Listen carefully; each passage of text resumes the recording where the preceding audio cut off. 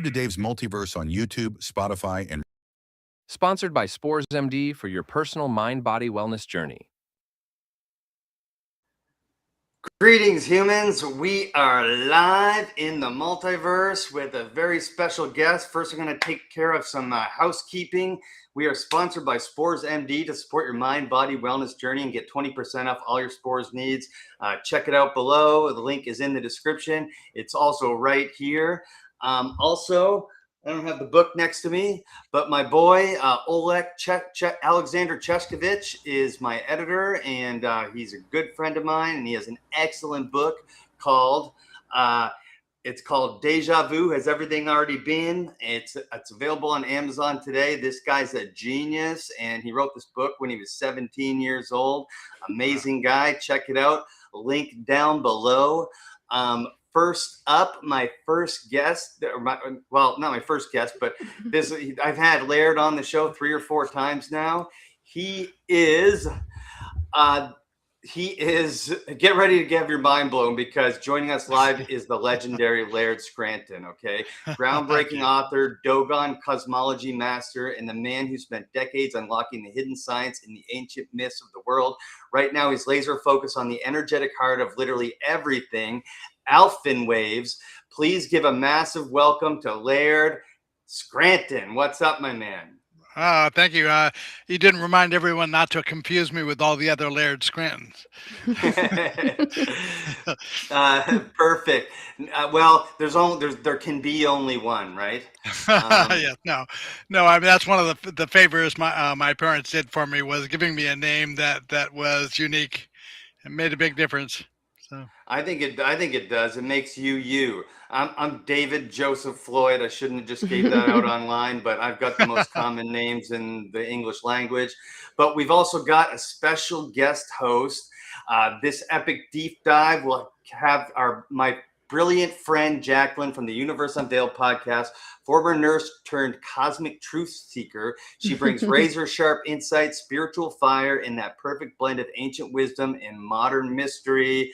Welcome, my dear old friend Jacqueline, to your first appearance in the multiverse. How are you? It is my first appearance, and I'm so grateful to be here. Thank you for inviting me, and I'm so very excited and honored to finally meet Laird after many, many, many years of watching and reading your research. So I'm really happy to be here. So you're the person who's been watching and reading. I wondered who that was.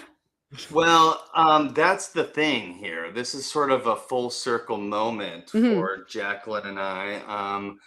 Back in the day when all this information wasn't super accessible like it is now, it was hard to find people to talk about, things like this. And Jacqueline and I have known each other for a very long time, and we found out that both of us, like as adults, were into all this stuff. In particular, we bonded over the Pyramid Code.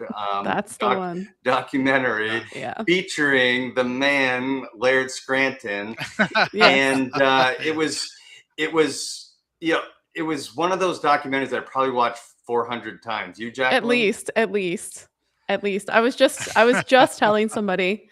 I'm going to be visiting Dave on his podcast, and I'm co-hosting, and I get to meet somebody that I've seen literally 1,000 times. So, yeah. Oh, wow. Yeah. Thank you. Yeah. That I appreciate it.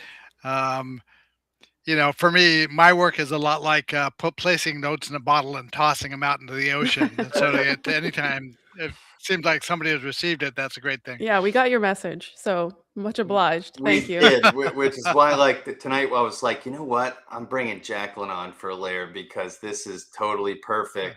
And let's start there a little bit. The Pyramid Code, real quick, how did you get into that, and what was that like doing that show?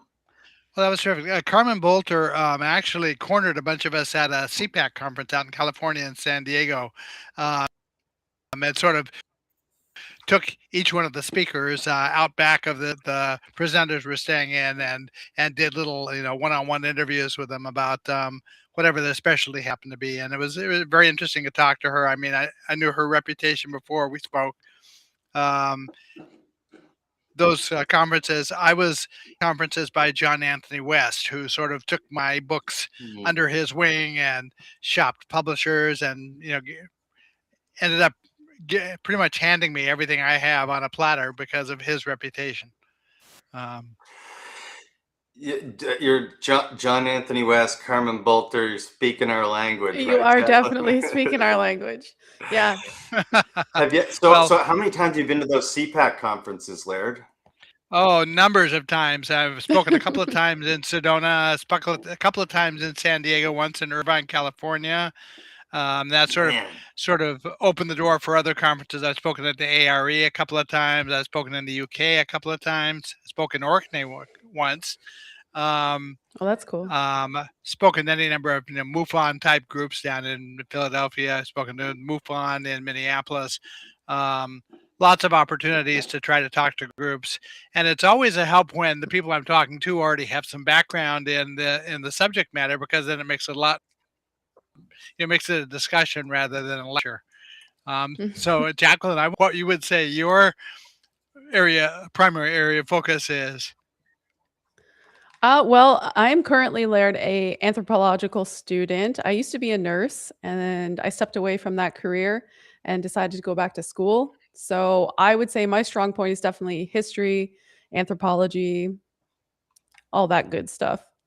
Well, So that's great. everything that you covered in the pyramid code. That's great. Well, I came into Yeah. this with really no background in it at all.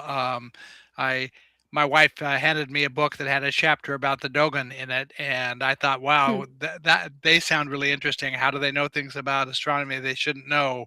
Wherever that goes is going to be interesting. So that was sort of my entry into the whole arena, and then turns out the Dogon are just the perfect entry point to a comparative study, which is what I've been doing. yeah, Um, and before we get into the big topic, the energetic heart of the universe, the Mm. Alphin waves, I was following basically you word for word during Three Eye Atlas and after that whole time, and I recently Avi Loeb was on the Y Files talking Three Eye Atlas again. I didn't get to watch it, but like just mainstream story versus reality, Laird. What the hell was Three okay, Eye in Atlas? Okay, in March, the third interstellar, it was interpreted as a comet, came through our solar system. And so it was called 3I because it was the third interstellar comet. And it was detected by the Atlas telescope down in Chile. So 3I Atlas was the name. Um, for 4 months, every time they made an announcement about it, it was to tell us about some anomalous ass didn't connect to any comet they'd ever seen, oftentimes to no natural object they'd ever seen, but they'd always follow that up with, but of course it's a comet. Well, my science teachers taught me that when you have more than one possible answer to a thing, somebody's got to be exploring all the different answers. And so I Mm, started taking all these attributes they said didn't apply to comets and tried to put them together and realized they do all particular kind of technology. It's called nickel oxygen CO2 plasma reactor. It's a kind of a reactor that potentially could be used to power an interstellar ship, which is going to travel between stars. And literally everything they told us that they couldn't connect to comets through 3I Atlas applies properly to that kind of a reactor. And so every time they would say, oh, it's venting cyanide, I would check and see, sure enough, that kind of a reactor can do that. My problem Hmm. was that when 3I Atlas arrived, they clocked it at 152,000 miles per hour, which is pretty fast. But it came to a view toward our axis of view towards the Sagittarius black hole at the center of the galaxy. And I mm, realized that the nearest star that direction was about 9 light years, and traveling at 152,000, taking it thousands of years to get here. So I mm. thought that can't be right. Something is going on. I started exploring, is there any possibility that it could have utilized, warp technology comparable to what you see on Star Trek? And I started exploring that and educating myself about it. And it turns out all of the signature attributes of warp technology apply to it. and specifically apply to it. I mean, key after key thing where, the theory of warp theory would say, well, if a ship were flying under this, we ought to expect to see blah, blah, blah. I would go check. Sure enough, we saw it with 3i Atlas. So that would have allowed it to travel at much faster speeds, at speeds near or even past the speed of light. And it could have gotten here for closest star in the Sagittarius system in about, under 5 years. Reasonable. Tracking the movements of 3i Atlas and everything they had to say about it. It was tracking, according to NASA, a perfect course, a perfect exploratory course through our solar system, where the track it was on brought it optimally close to as many planets as possible while keeping it optimally distant from us because we're a threat. And so it never really came close to us at all. We were not in a position to be able to do anything to it. So I realized that the energetics that pertained to that warp travel, it's really called Wakefield acceleration is what the proper term for it is. The energetics that make that happen are all the same energetics that I've been studying anciently. It's the same combination of factors that cause it to work. So in the end, it was, if somebody far distant from here were to intentionally plot out a final exam for somebody like me who's been studying this stuff for 30 years, they couldn't have done better than with this comet. So my impression was that it was traveling inside a warp bubble. Now, in those warp bubbles, what happens is the object doesn't move, it's the warp bubble that moves. And there are all sorts of very specific things that go along with that compare to the energetics I'm studying. For example, an electron in a hydrogen atom moves exactly the same way that an object in a Wakefield bubble moves. It's not the electron that moves, it's the bubble. And so there are all these things that tied out to the way hydrogen atom work. So in October, 3i Atlas made its closest approach to the sun. And one of the things that happens with warp bubbles is that the object remains at the speed it was at when the bubble formed. It doesn't change speeds. Turns out that 152,000 miles an hour is not just some random speed. That's the velocity that an object that has gravitational assist from the sun is normally accelerated to. So because when they first detected it, that's what they determined its speed was, I said, guess what? We now know where it was situated when the bubble formed. It was situated very close to a sun-like star. Okay. Now, in October, when it approached our sun, suddenly it returned to 152,000 miles per hour. It had speed had dropped to 147,000 and then down to 130,000. Now suddenly it was back up to 152,000. I said, looks to me as if it's re-energizing its bubble. But if it's doing that, how is it managing to do that where it is in proximity to the sun? There's not much going on there. There's very little going on. We know that 3i Atlas was highly magnetic, and the reason we know that is because a coronal mass ejection from the sun was drawn directly towards it. Then those ejections tend to follow magnetic lines, strong magnetic lines. It was absorbed by 3i Atlas. So we know it was magnetic. The sun is very electrical. And the distance it was from the sun is a point where a certain particular kind of plasma energy exists, plasma waves that are called Alfvén waves. And those Alfvén waves happen to be very good at creating plasma bubbles, which is what this Wakefield bubble is. So I realized that simply by accelerating in the context of the sun, it being highly magnetic, the sun being highly electrical, with those Alfvén waves there, it had the capability of recreating this bubble. Suddenly, I realized exactly the same set of factors apply when a hydrogen atom forms, that you have a highly magnetic proton and a highly electrical electron that are encountering each other in the context of all those same energetics, including the Alfvén waves.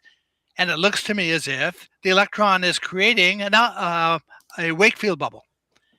And it turns out that all the attributes of a hydrogen atom are the same things as the attributes of an Alfvén bubble. So it presented me with an entirely different perspective on what a hydrogen atom actually is. So I started tracking 3I Atlas moving away from the sun through a whole host of different websites online and sources online. Some of them are search engines, some of them were specific tracking sites to track it and other objects. Others were AI-driven search engines. Some were scientific articles that people were writing. And the consensus was that it was moving very quickly away from the sun, very, very surprisingly quickly. And over the course of the first 6 or so days, it was moving so fast that I could hardly believe it. The astronomers could hardly believe it, although they weren't quantifying it. They were. Avi Loeb was saying he couldn't believe how fast it was accelerating. It approached the sun on October 30th. By November 10th, my sources were saying that it was already to Saturn. That's about 10 AU. And AU is the average distance of the sun from the Earth. It's 93 million miles. So inexplicably, this comet, which shouldn't be able to move that fast, had made it all the way to Saturn in about 11 days. By November 20th, it had made it all the way to Neptune, according to the sources I was referencing. I was documenting these twice a day. You were all over Facebook, tagging everybody I knew in it, who I'm sure was annoyed as heck that I was doing it. Not me, Laird. I was sharing the posts with, quantum sites on, pages on Facebook, with the CPAC sites, with all sorts of, sites of like Neil deGrasse Tyson and all sorts of high-profile sites where they have millions of followers, and I only have a few thousand, trying to get as much visibility for this as I could. And all through the month, I tracked all the details of it, and it said to me, look, we have an object here that can't possibly be a comet. It's moving way too fast for that.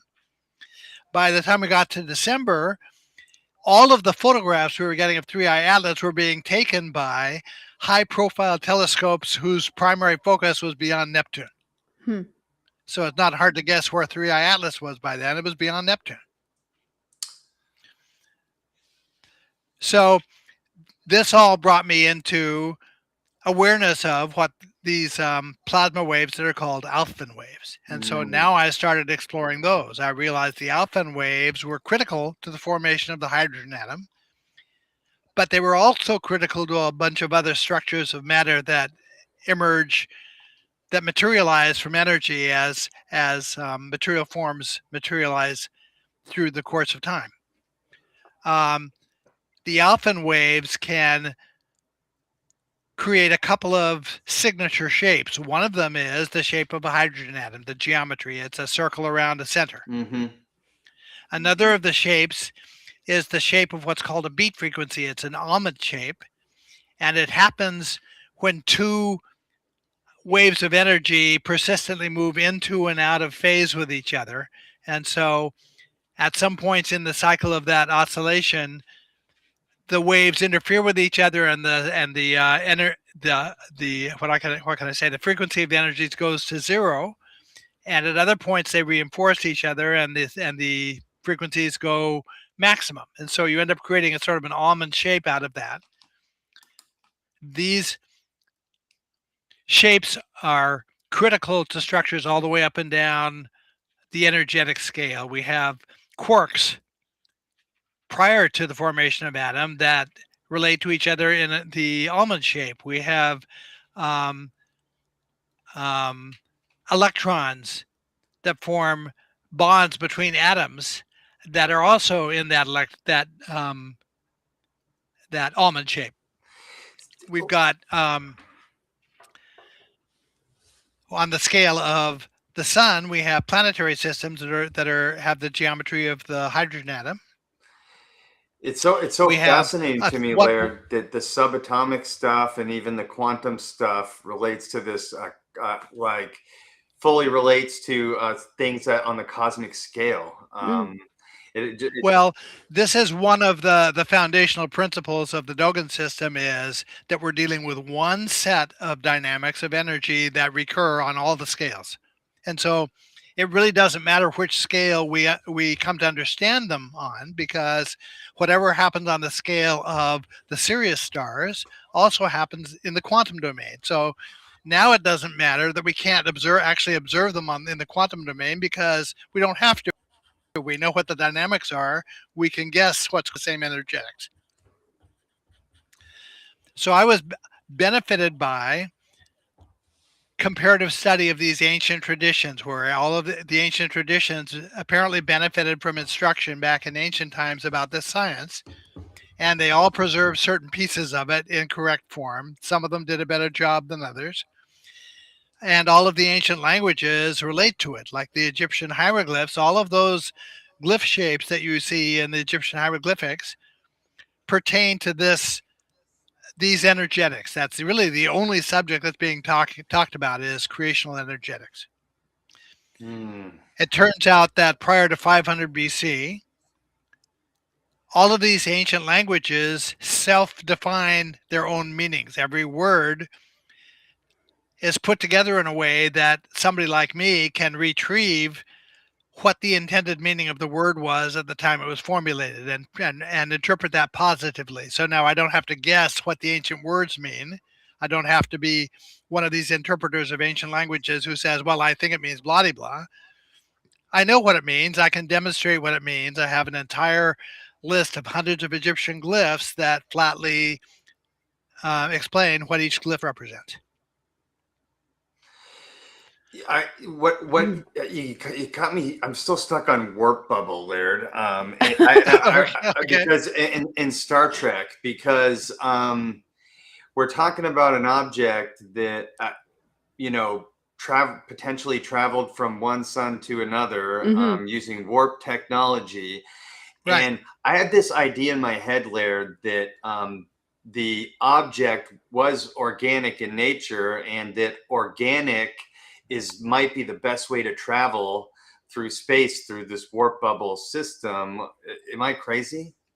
Well, there is a perspective from which the root form of conscious life is a plasma orb. Robert Temple wrote a very interesting recent book, A New View of Heaven, that talks, the central thesis of that book is talking about these plasma orbs. Andrew Collins' outlook on 3i Atlas was that it was a plasma bubble. It was a conscious entity. The problem is the CME ejection from the sun, that a plasma orb is capable of being magnetic enough to attract it, but only if it's moving at 1,000,000 miles per hour, and 3i Atlas was moving at 1/10 of that. So it's not conceivable that 3i Atlas was a plasma orb. Whereas the kind of reactor I'm talking about is speed and is magnetic enough inherently to be able to attract the CME. So that's a pivotal function, that in September, this ejected plasma, you have all sorts of things out there outside the sun in all directions. That plasma ejection could go any possible way. What are the chances it's going to pick to make a beeline for 3i Atlas and intersect it and be absorbed by it? It's almost unthinkable. So its rate of speed, basically, you're saying, is facilitated by the alpha waves. I'm saying that, the bubble, the formation of the alpha bubble, or of the Wakefield bubble, comes about because these alpha waves have a particular propensity to create cavities in plasma. And they exist at a certain distance from the sun, and at the same distance that 3i Atlas also made a beeline for it. They deliberately went to that distance from the sun. It looked to me like the reason it was there was because it wanted to reinvigorate the plasma bubble. Sure, it's looking for a boost of energy. Right. And it looks like it did the same thing when it approached Jupiter. Jupiter doesn't have quite the same energetics as the sun, but very similar. Jupiter is essentially a failed star. Any gas giant like that is basically a failed star. So it's Hmm. all the same dynamics. So yes, theoretically it could have been a plasma orb, but there are particular attributes that argue against that and say no. In this case, that can't be the case. Um, this has to be technology. It's not. It's not just pure plasma. Green Tea says, awesome. How did I get so lucky to see a live chat with Laird Scranton? Hmm. That's because you joined the multiverse, buddy. Thank you, or gal. Thank you so much for joining. So how does tell us what an alpha wave is, so that we Okay, can sort of contextualize this a little bit. Okay, we know that electromagnetism is magnetism and electricity sort of in an embrace with each other, that they move together, they're entwined with each other, that each one in motion evokes the other thing. If you move electricity, you're going to evoke magnetism. If you move magnetism, you're going to evoke electricity. So those energies persistently oscillate between two states, two resting states, where Hmm. they take turns being the dominant energy. On the end of the scale where magnetism is dormant and electricity is dominant, that's called superconductivity. At the other end of the scale, where the reverse is true, that's called superinsulation. Well, it turns out that there's a boundary between those two states, that those states are sort of the far extremes of two halves of a continuum. When you're moving from magnetism being dormant to being dominant, you're materializing energy. When you move the other direction, you're deconstructing energy, material forms. So at the midpoint between that, there is a boundary called a topological insulator that sits just this side of the superconductive state, where electricity flows unresisted. It's a perpetual flow of electricity that, if we added no energy to it, would continue to pass through its circuit forever, eternally. But circuit of energy gets disrupted either randomly or by outside interference. It creates a spark, and when that spark happens, the spark raises the energy level in the superconductive domain just enough locally to evoke two poles of a magnet. Now you have three monopoles. You have two poles of a third pole that's an electric pole. So you basically have a proton-electron pair. You have a proton, which is a magnet, and you have an electrical monopole, which is an electron. Now, there are only a couple of things that that proton-electron pair can do. The first thing is it can rotate. Rotation, by definition, is acceleration. So we can think of it as rotation, or we can think of it as acceleration. When it rotates, they rotate as a unit together, the three monopoles. And now they're set anti-parallel in the opposite direction to the rest of the superconductive domain. We have a north and we have a south pole. When they rotate, those switch places, and now the proton-electron pair is sitting anti-parallel to the rest of the magnetic domain. And anti-parallel magnetism pushes. And so the proton-electron pair gets forced out of the superconductive domain. That's called the Meissner effect.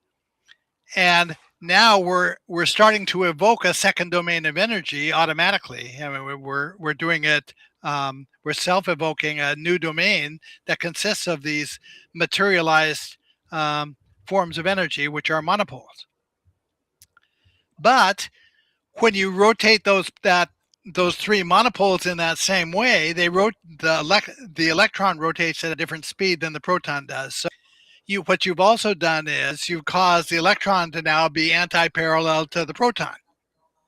And when that happens, the electron gets pushed further away from the proton. And in the context of alpha waves, which exist on that scale also, the electron forces the creation of a Wakefield bubble, which is the atom. The atom, the hydrogen atom, we can think of as being a bubble. And now one of the attributes of that bubble is it can only accept energy in discrete quanta like an atom can. When it accepts that energy in, what we do is we expand the bubble. So now we have a second energy level for that electron that's broader, the broader radius than the first one. And I think there are actually 5 levels that it can go to in the context of a hydrogen atom. But this is a bubble expanding, and that's partly why they have not been able to track the motion of an electron in a hydrogen atom, because it's not the electron that's moving, it's the bubble that's moving. And the bubble can move as fast as they measure electrons moving, very nearly the speed of light.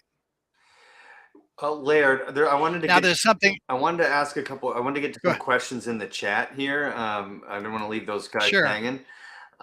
Green Pete Sure. says, "What would traveling inside a Wakefield bubble do to a human? Could something actually be alive in there?" And that's kind of what I was getting at when I said that the 3I Atlas could have been organic in nature, but they're asking specifically about a human. Well, I can tell you why we know that there's something conscious on 3I Atlas. The reason is because as it was moving away from the sun, it strictly maintained a 20-degree angle between its tail and the sun.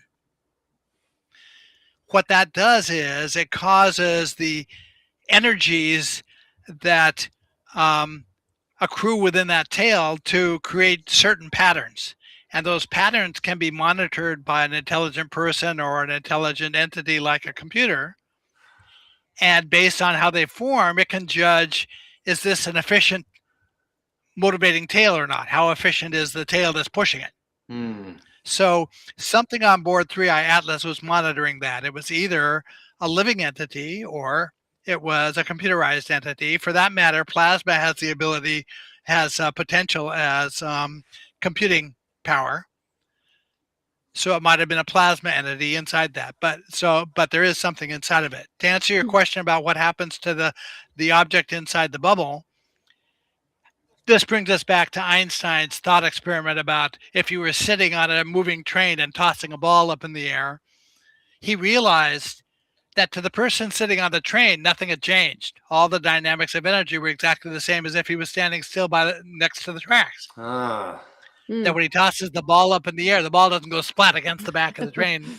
It falls back down into his hands as if he was standing still. All of these energetics have a consistent frame of reference no matter how fast you're moving. That's what relativity is. It's saying that the dynamics don't change because your frame of reference changes. So an object like a starship that's sitting inside a Wakefield bubble is going to see no change. It's as if they're standing still or as if they were going at whatever speed they were moving at when the bubble formed. That's why on Star Trek, when they hit warp drive, they just go chill in there. They go play poker in Commander Riker's room, and like nothing's happening. Yeah. Yeah, don't be in the bathroom when they hit warp speed. Well, yeah, because I'm thinking because when you're a pilot in a fighter jet or whatever, it's like right. But there's no Wakefield bubble. Rubate has a question, and he says, as I understand it, this is about the hieroglyphs, that the Egyptian hieroglyphs, Laird is talking about the Egyptian hieroglyphs as if they're similar to Ohm symbols. Is that correct?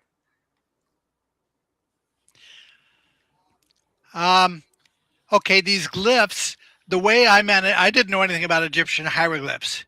I'm fortunate because the Dogon priests, when they talk about one of these subjects, say they are incapable of talking about it without also drawing it. But the drawings they are making are scientific diagrams that are objectively scientific, so scientific that I can lay them next to modern scientific diagrams, and they're exactly the same thing. So there's some Dogon drawings that also are Egyptian glyphs. And so I started focusing on Egyptian words that use those shapes and realized there's stuff going on here. That the concept that the Dogon assigned to the shape is also the concept the Egyptians assigned to the shape. And when you read, I'll give you an example of how the Egyptian glyphs work that's very simple.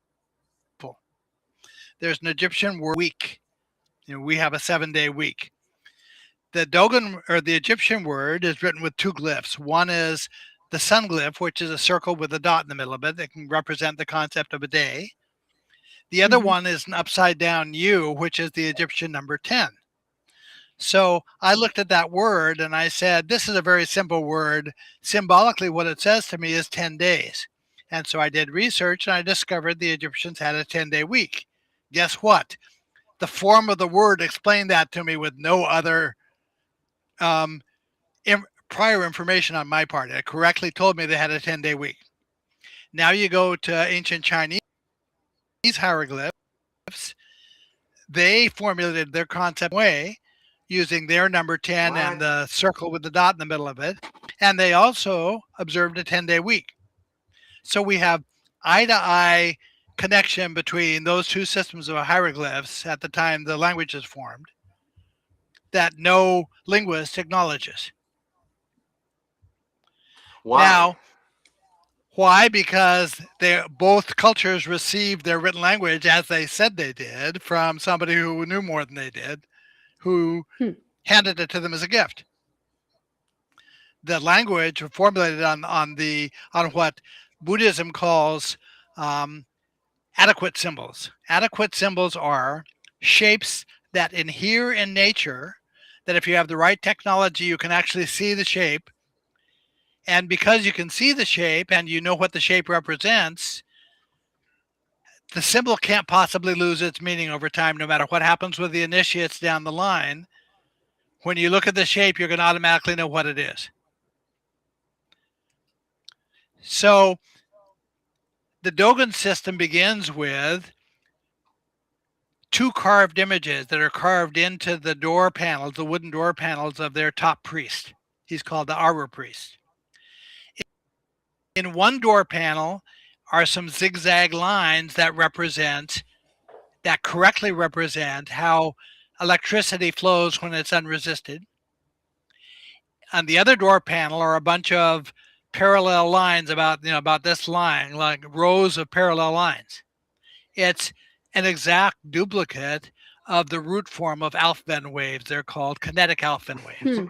And those two states of energy go hand in hand with each other at that boundary I was talking about, which is the topological boundary of energy that just precedes superconductivity.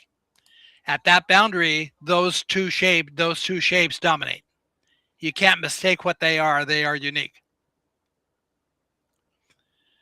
So all of the Egyptian glyphs work that way. But in addition to the glyphs being that way, there is also a class of Egyptian words where there's a trailing glyph tacked onto the end of the word that doesn't get pronounced.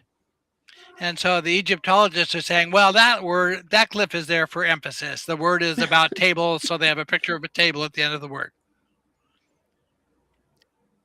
Looking at it from the perspective of the Dogon language and of what I was studying, I realized that's not the case at all. That glyph is there because the preceding glyphs in the word define a meaning to be assigned to that glyph. That if you substitute concepts for glyphs the same way you might if you're solving a rebus puzzle, a child's rebus puzzle, where the symbol of an eye, you substitute the word eye for. These glyphs work that same way. You substitute a concept for the glyph, you produce a little symbolic sentence like the one that I talked about for the word week that says 10 days, and now you have an explanation of what the meaning of the word is. That's correct. But you also, if there's one of these trailing glyphs at the end of it, you also have a definition to be assigned to that glyph. And now you can lay out an entire series of Egyptian hieroglyphs, hundreds of them, and what they actually represent, not based on somebody's guess, but based on the authority of the language itself. Now, the Dogon language works the same way, except that they don't have a written language. They only have a spoken language. The reason a spoken language is because they see written language as a degradation in technology, not a step forward. That to them, the most effective way to teach somebody something is apprenticeship. It's show them. One informant who knows the and one student, and they study side by side, and the student over time picks up all the master skills. system worked past, craft skills down through generations. Very effective. That's how Daniel Socrates Russo said, became the Karate Kid, actually. that's exactly right. That's a good example, and a familiar example to anybody who's seen that movie. Yep. And so the women, the Dogon Exactly. women study with the women, and the Dogon men study with the men, and anybody has the right ultimately to learn the inner secrets of this tradition. Now, a French anthropologist came in and was studying the Dogon for 30 years. He was bringing teams in, every them and document their system.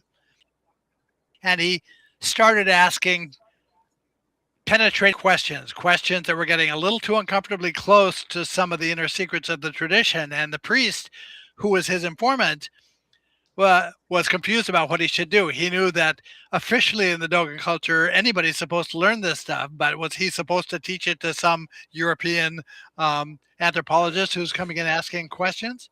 And so he went to a board of Dogon priests and said, "What's the story here? You make the ruling. Do I teach this guy or don't I? If I teach him, he's liable to publish it." So the ruling from the priest was absolutely you teach him. Anybody who has a sincere interest in the system has the right to learn it. As a matter of fact, if you're familiar with synchronicities and energetics, if you feel like you're connected energetic to a form of consciousness that it might be broader than your own, the way that interaction works is if you show a sincere interest in understanding it, if you sincerely acknowledge the fact that there might really be something there trying to interact with you, now you promote a discussion with it. It's like it's at a party in New York City and it discovers that some guy sitting over in the corner speaks a dialect of Ukrainian that they can understand. And so they're going to spend the rest of the evening talking to that guy because that guy's going to pay attention to what they're saying. That makes sense. And on an energetic level, that's why that interaction happens, right? Right. So the first thing you've got to do is you've got to allow that there's stuff going on we might not understand. The thing that convinced me of that Laird, was, I know everything, Laird. I've got it all figured out. All right. I'm good with not knowing and saying I don't know. Yes. Well, so when I was first studying this stuff, I was following Robert Temple's bibliography in his book, The Serious Mystery. And I realized there was a book that I needed. It was called Near Eastern Texts Relating to the Old Testament. It was a 700-page book. But this was in the 1990s or late 1990s before you could go online and just order an out-of-print book. And so I wasn't able to find the book. I exhausted all the possible sources. I finally had to admit to my wife that I wasn't gonna be able to find this book I needed. So a couple of days later, a box turned up on our back doorstep, and the box was from one of her aging cousins who lived in a high-rise building down in New York City. He had limited space, and every so often he would hit critical mass and dump a bunch of random crap into a box, oven mitts and flags of the countries, just random stuff, and then seal it up and mail it off to one of his relatives to get rid of it. In that box was my book. I knew you were going to say that. Now, to make matters even more interesting, later on I was trying to sort out the proper symbolism for an Egyptian goddess who oversees birth and death. And none of the sources I have quite a lot of good sources. None of them could provide me with any sensible information about what her symbolism was, except that 700-page book. And in that 700-page book, what it said was one of the rules of Meshkanet was to guarantee that authors get what they need. I thought, there's stuff going on here that I can't explain. It's objectively real. Lots of people have seen the book. My wife at our house. We know this is genuine. This is not something I dreamt. Objectively, there's stuff going on that I can't explain, and I had to allow that as a real thing going forward. And from that point on, 3/4 of what I've learned comes out of being willing to admit that there's stuff going on I can't explain. It It's like happened today. alignment of energies. Yeah. Yeah, it is Say that alignment. It's again, alignment Jacqueline. of consciousnesses. Yeah. Are you familiar with a Hindu metaphysicist by the name of Rene Guénon? He was French. No. Okay. He is the go-to guy in a lot of circles for all of this symbolism that I'm talking about, which he understands from the perspective of Hinduism. I read about Okay. Buddhist symbolism, and the guy named Adrian Snodgrass, who wrote a book called The Symbolism, constantly references Rene Guénon. When he cites a meaning, he always footnotes which book of Rene Guénon's that came out of and what Rene Guénon had to say about it. So Rene Guénon says that in this continuum of energy that divides itself up into domains, the domains of energy that self-evoke, in that oscillation between magnetism and electricity, there are domains that self-evoke the same way that biological zones are self-created in deep seawater. If you go into very deep seawater, you'll discover that the life forms that persist at the surface are very different than the life forms that persist on the bottom of the ocean. Very different. And you have certain life forms that are able to easily cross zones, like a whale can freely move between zones. But other forms of life can't. A crab that's crawling along the bottom, one of these creatures with the eyes on stalks, can't go up to the surface, or a fish that's swimming at the surface can't get down to the bottom. So we live in one of those zones. What kind of fishbowl are we in? Yeah, like what kind of fishbowl are we in, man? in this domain of energy that again, the energetics are parallel, so it happens on the scale of universes as well as on the scale of atoms and of electrical dipoles and magnetic dipoles and atomic dipoles. It's all the same energetics. That these domains of energy correspond to Hindus' levels of consciousness. The reason that is because the same energetics that produce matter also produce consciousness. They also produce biological life, and they produce the universe. It's one set of energetics that do all this stuff. That's partly why all the symbolism is so complicated, is because every one of those symbols I've been talking about carries meanings for each of those themes, creational themes, and for multiple concepts that relate to whatever that, because we have multiple levels on which those shapes take action. On one level, we're talking about an atom. On another level, we're talking about a solar system. Same concept on a different scale. There's a symbol called a hemisphere that, if we're talking about biological reproduction, it represents the expanded womb of a woman. If we're talking about the formation of matter, it represents the expansion of mass that happens before matter forms.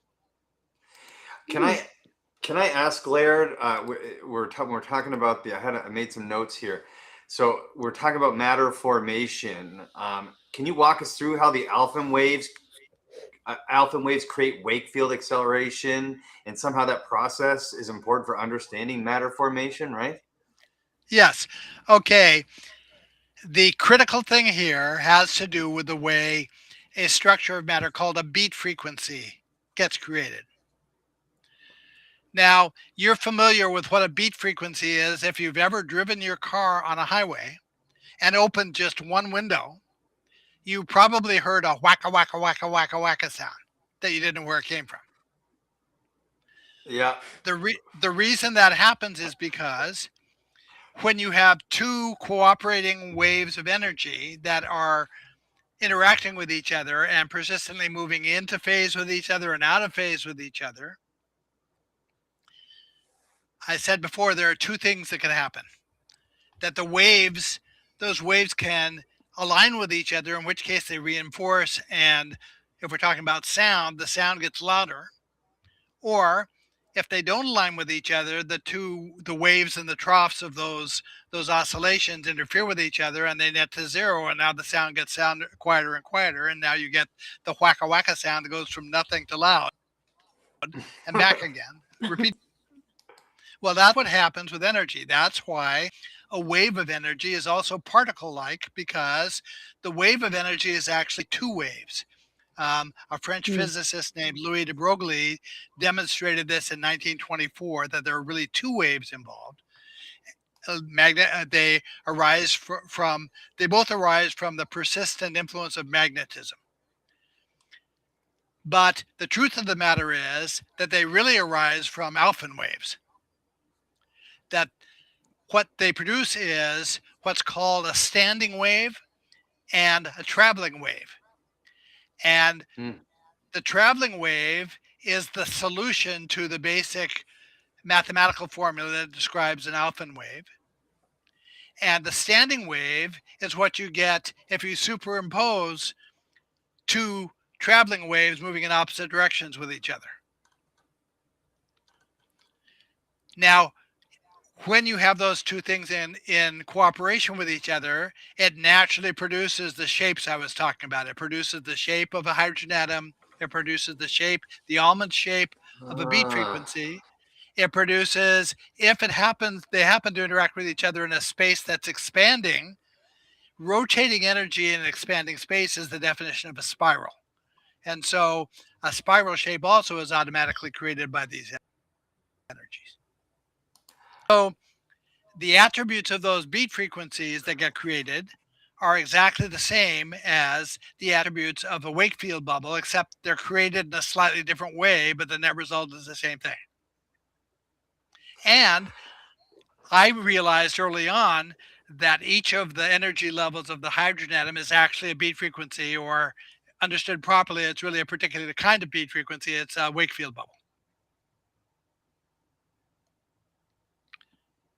So Those you're blowing my mind, dude. And when we're A talking little bit. about the multiverse here. Well, that's the name of the show. But Rubate's asking a question. He says, would it not be better to say the energy interactions you're describing occur on a slightly different plane, just under our noses, so to speak? And that's what I think about when I think about the multiverse and other dimensions. Are we talking about other dimensions? Or are we talking about this dimension? I know the scale goes on forever, probably in either direction, to big and small in this dimension. But are we talking about other dimensions here when we're talking about things we can't see? Let's go back to deep sea water. If we're talking about deep sea water, we have these biological zones that form down in the seawater.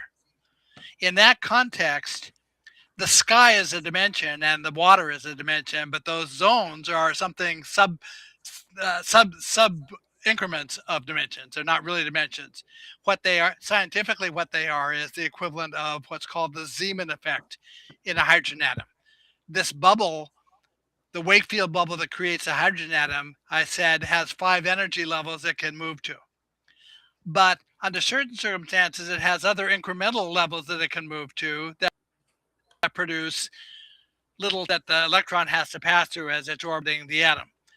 Zeeman effect levels. They come about because the proton has a tendency to wobble.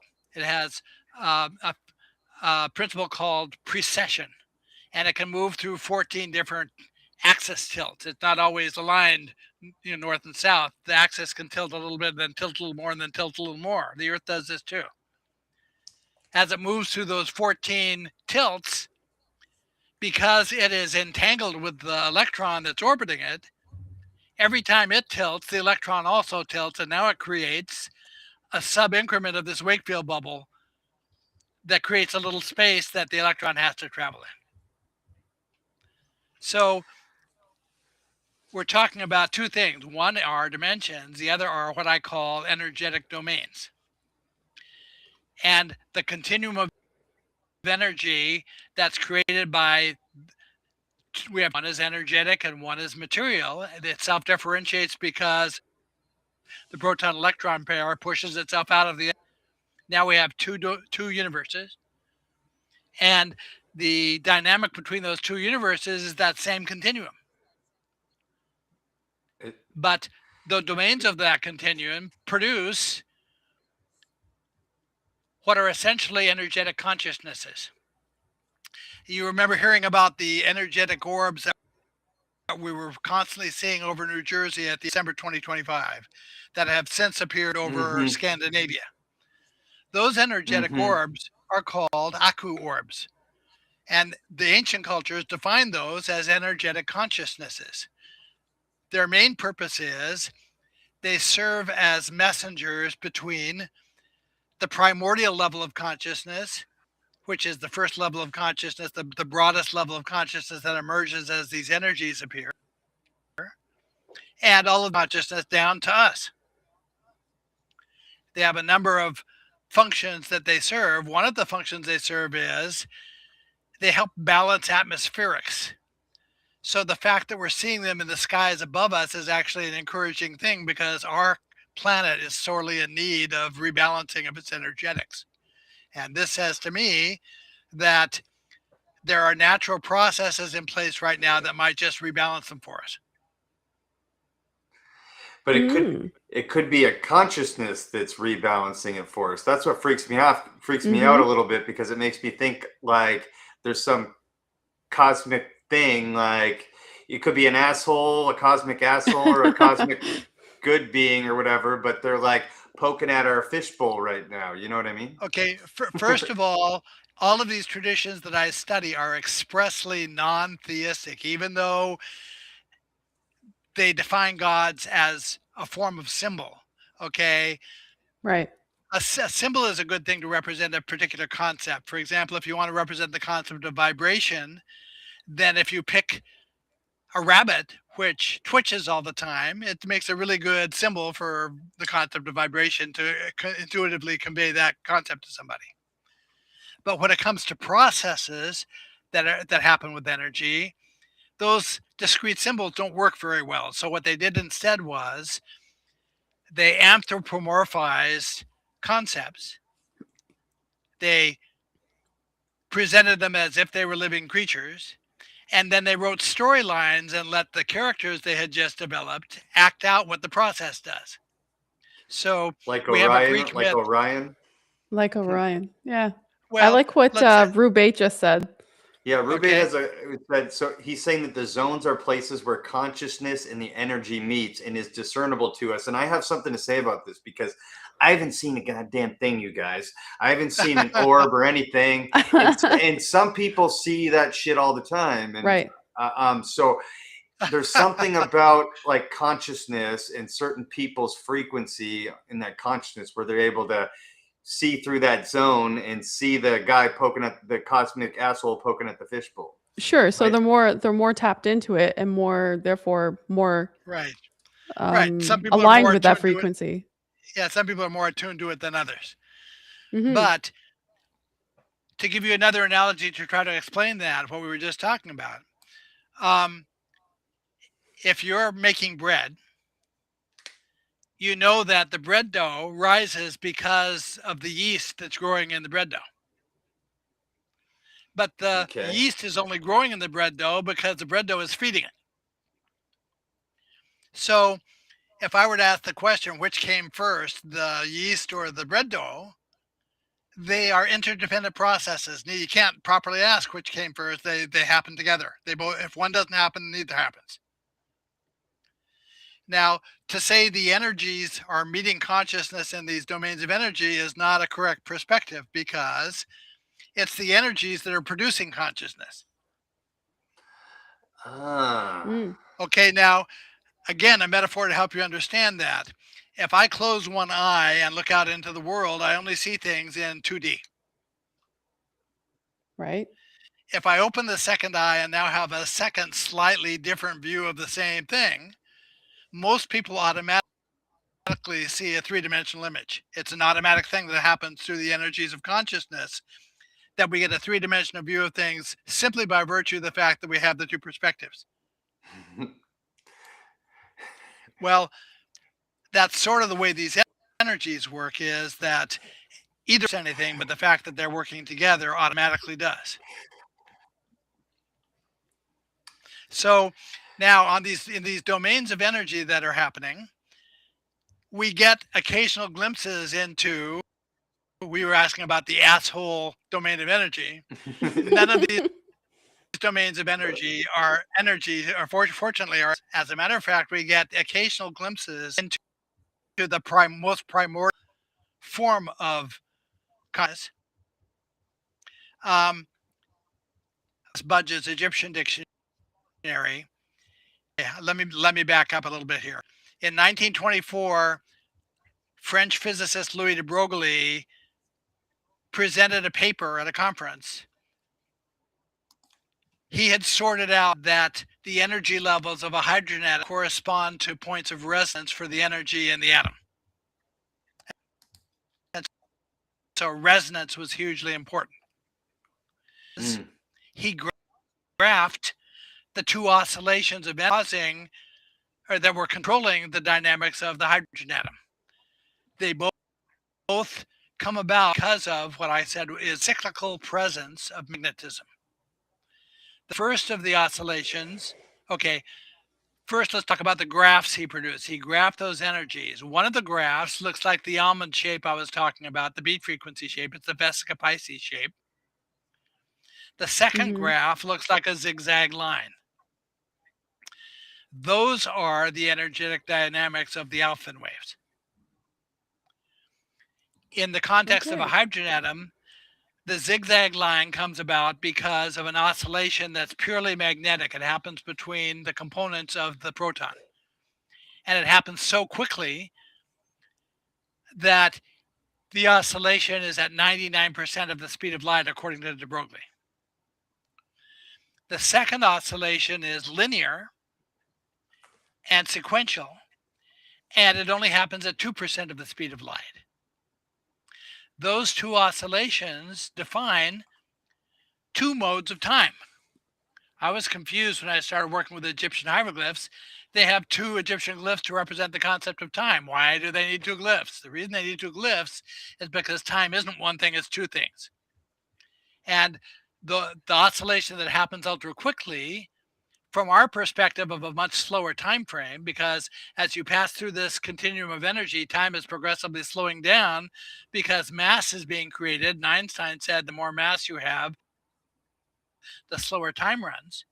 So time that we experience is much slower than the pace of time that happens for pure energy. So that ultra quick oscillation of energy produces a mode of time that is an overview mode from our point of view. From our point of view, all events happen at once in terms of that oscillation. And every event that happens affects both oscillations. The second oscillation is linear and sequential, and that's what we perceive as time.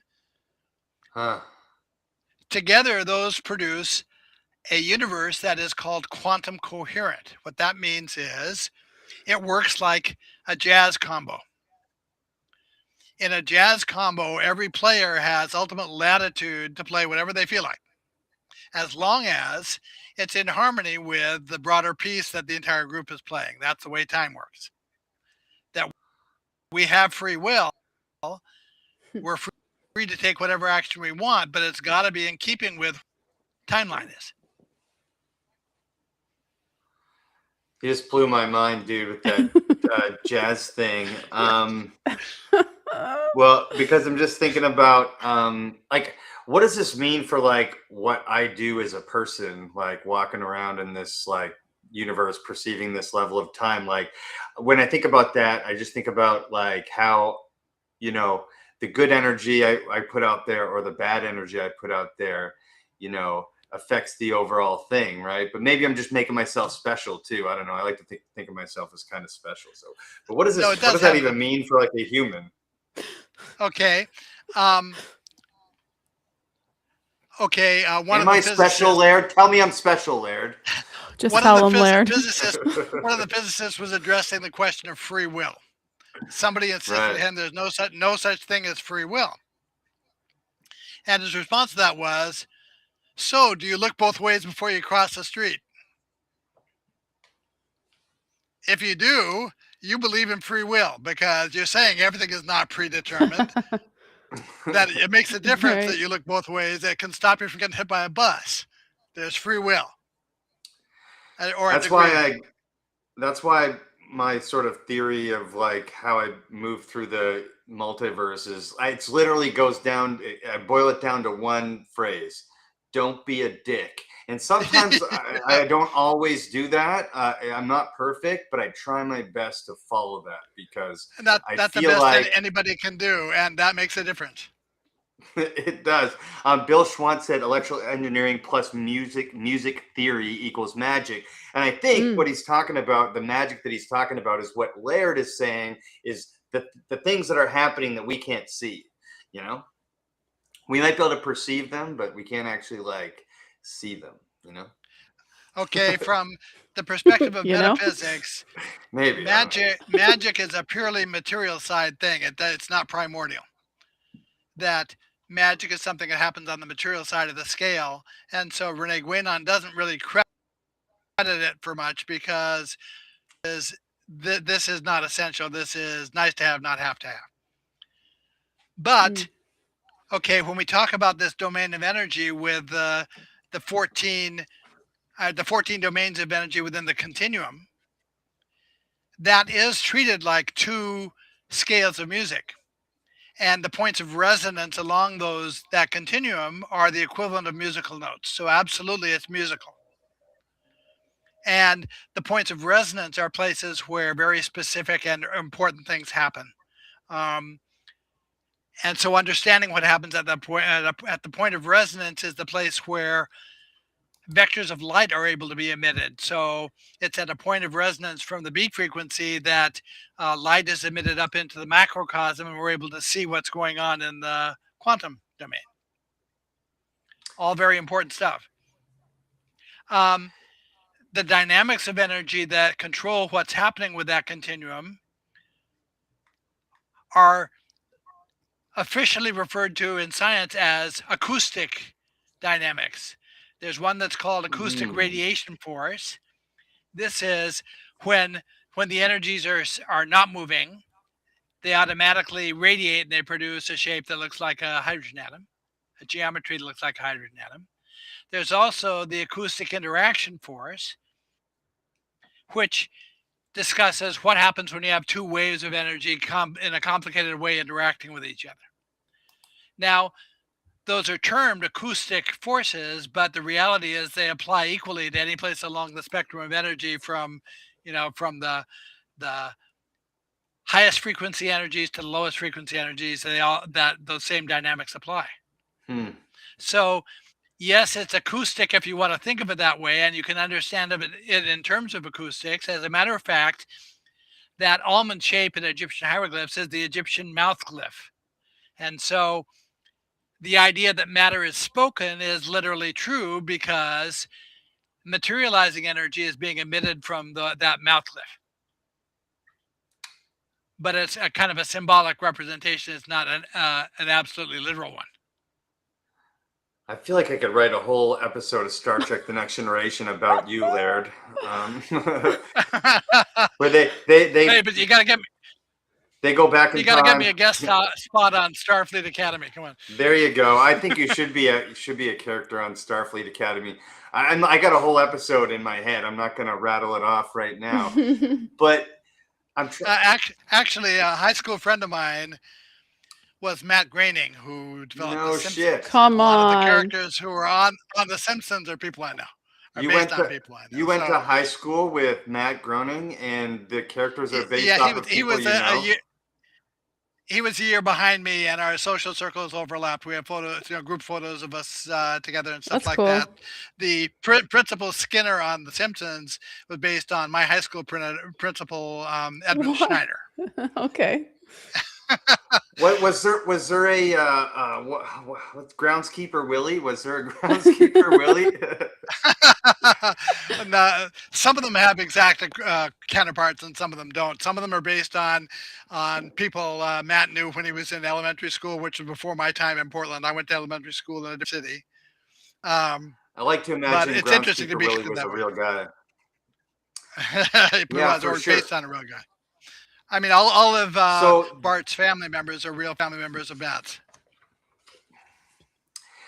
So I think you tried to explain this before, but I'm trying to wrap my brain around it. So these Alfvén waves contribute to the creation of proton-electron pairs. Actually, they do, but that's a deeper level than we've talked about so far. The first interaction that we're concerned about is where they influence how it is that electrons distance themselves from protons to form hydrogen atoms. Okay.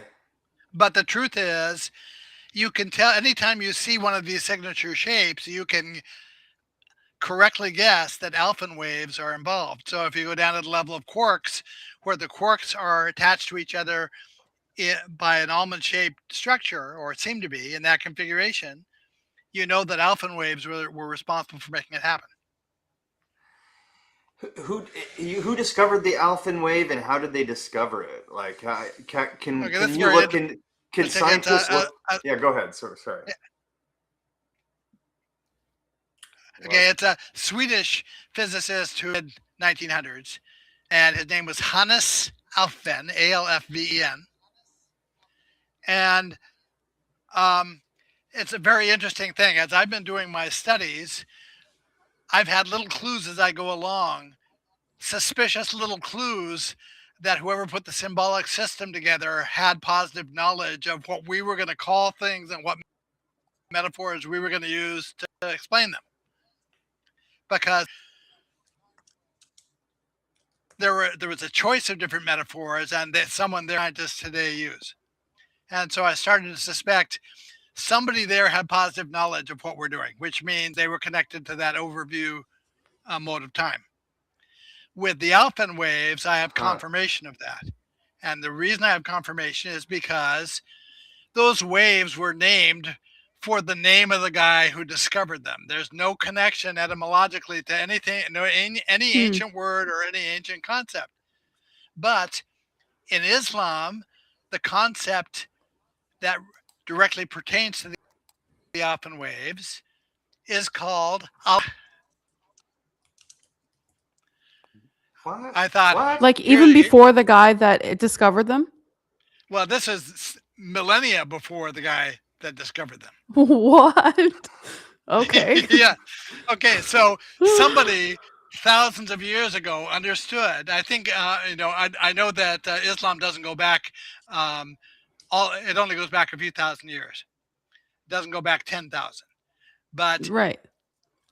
But that concept of al-fana touches on, if you dig into it the right way, touches on all of the critical aspects of Alfvén waves, and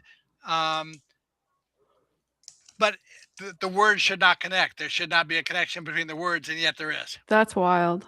That's wild.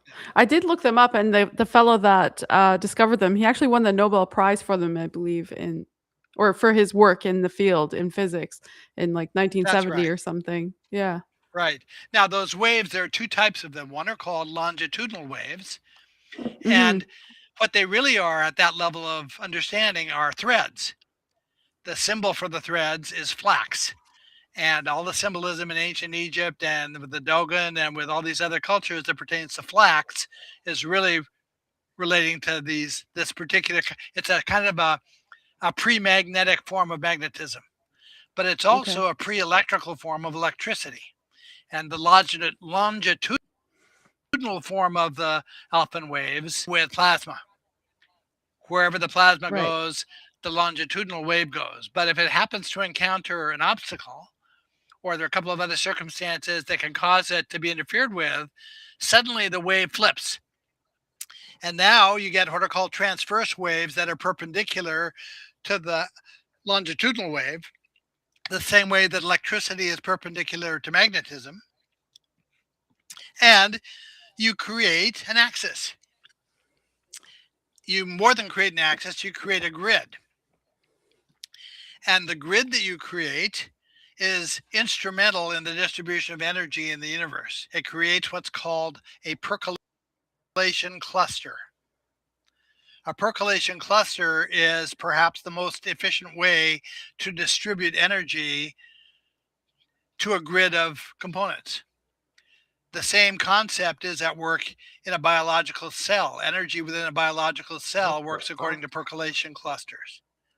But that same concept is the definition of how the Dogon lay out their agricultural plots. As a matter of fact, the most Fuck efficient right form off, of this man. grid is an 8x8 grid, and that's what the Dogon create for their agricultural plots with a well right in the center. It's called a well field system, Come and the well on. water gets distributed efficiently to the plots of land that different families farm.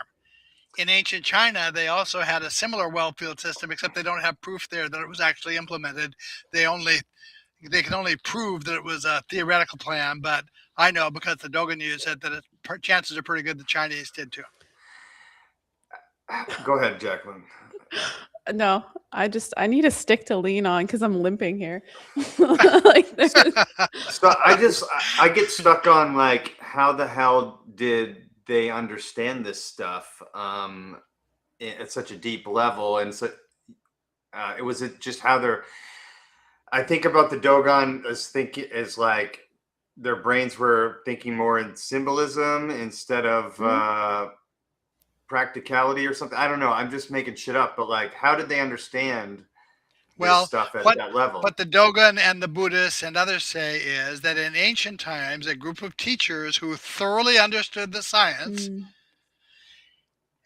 intentionally implemented a global education plan for societies at that time. And so all the different cultures, they would draw 8 initiates from the tribal group, bring them to a remote site, educate them in a civilizing plan that was rooted in science. The civilizing plan was mostly focused on agriculture, but all sorts of other things apply to it, astronomy and all sorts of things apply to it. Sure. And you hear echoes of these stories in every culture. Right. It's because the same thing happened for everybody. They were all taught the same thing, and only some of them kept track of it better than others. Now, if you go, and then it sort of dispersed over time, right? Like as it became diffused over time, right? And that's how we're sitting here now, and no one knows anything about this except for maybe you and like a few hundred people. The longest game of telephone. Yes, right, exactly. Yes, it's amazing to me. Amazing to me that anyone was able to conceive of a system here that had the serious potential to survive as long as this has survived intact enough that somebody like me, whose background is not initially science, was able to sort out what they meant from the symbols they left. Now, the place of instruction is quite likely to have been an island north of Scotland called Orkney Island. Yeah. And it happened the primary place of instruction around 3200, actually from 4000 to about around 2600 BC. Instruction was being carried out there on a human scale. One of the things Orkney has going for it is a very specific geography. The geography is such that if you're standing, there's a famous site in the UK called the Standing Stones of Stennis that's in Orkney.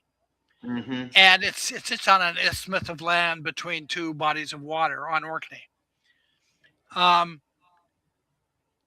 It sits in view of 2 mountains that are shaped like elephants. It's 2 mountain humps with a gap in between them.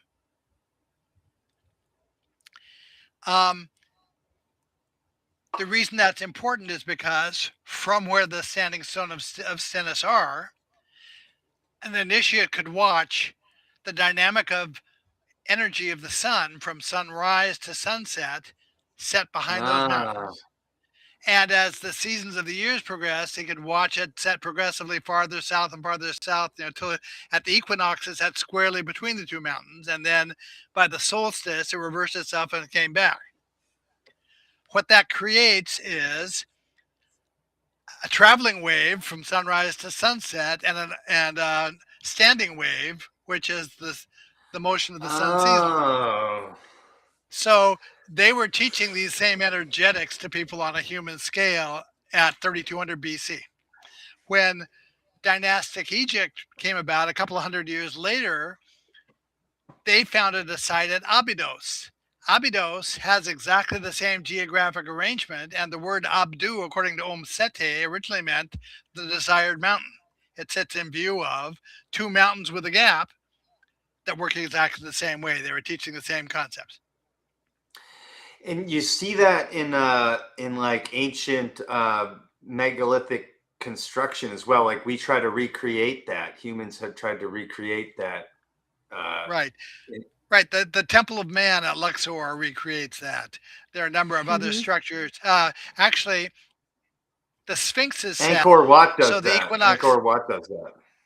right? The equinox sunset at over Giza, um, at a certain point sits just above the head of the Sphinx, set squarely between the two pyramids. So they've recreated it there also. In Hinduism, it became a ritual practice, and site was established in view of mountains like that. If you go to the earliest settlements on Crete, all of the earliest sites were set just like that. If you go prior to Orkney, they tried to accomplish the same thing, but they only used one mountain, not two. And so Hmm.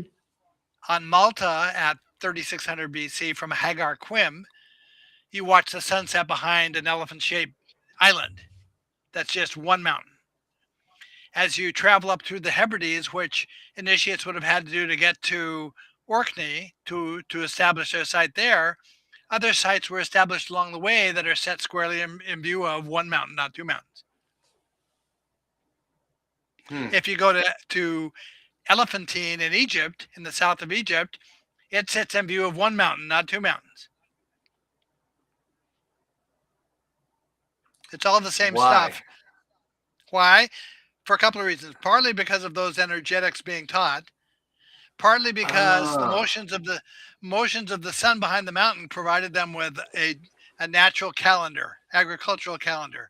They could judge by where the sun was setting. Is it time to plant our crops? Is it time to harvest our crops? Right. I guess I was thinking like why one mountain instead of two? Well, Would that show you just one of the waves instead of both of them? You know I what think mean? they got more sophisticated about the energetics they were trying to describe. And Mhm. they also, I think it was a matter of fortuitousness, what they found available in the sites they had. Trying to find a site that had two mountains set just perfectly so the equinox sun would set between them is very hard. For the Dogon, they have a major festival of Sirius that they celebrate every 50 years. They know to celebrate it because the stars of Sirius do that same thing. They set between two mountains, squarely between two mountains at the point where it's time to celebrate the festival. Laird, how did the Dogon describe like precession of the equinox at all? Well, I mean, this is integral to the entire system because of the way Yuga energetics work. There's another way to get at this. Okay, I talked to you about the energetics of a hydrogen atom, that the electron distances itself from the proton and it begins to orbit, and from that point on, the electron perpetually orbits the proton. Jesus fuck. Sorry. With a certain dynamic. Now, on the scale of stars, the Dogons say that our sun emerged in the company of the Sirius stars. One of the 1920s physicists, a guy named Gamow, a British physicist named Gamow, says that stars condense in exactly the same way that raindrops do, which is the same way that monopoles of energy do. So the Dogon actually draw how it is that our sun moved away from the Sirius stars, and it's the same dynamic that the electron traces when it moves away from the proton. It's the same dynamic that any third body, any third star does in what becomes a binary star system. And so our sun is in a perpetual orbit around the Sirius stars that is an exact parallel to an electron around a hydrogen atom proton. Well, that's what I was just going to say. This happens at every single scale, which trips me out pretty hard. I wanted to get to a question from the chat because I thought it was a good one. Bill Schwantz said, is Alphen wave similar to 0-point energy? Or how do they relate? Um,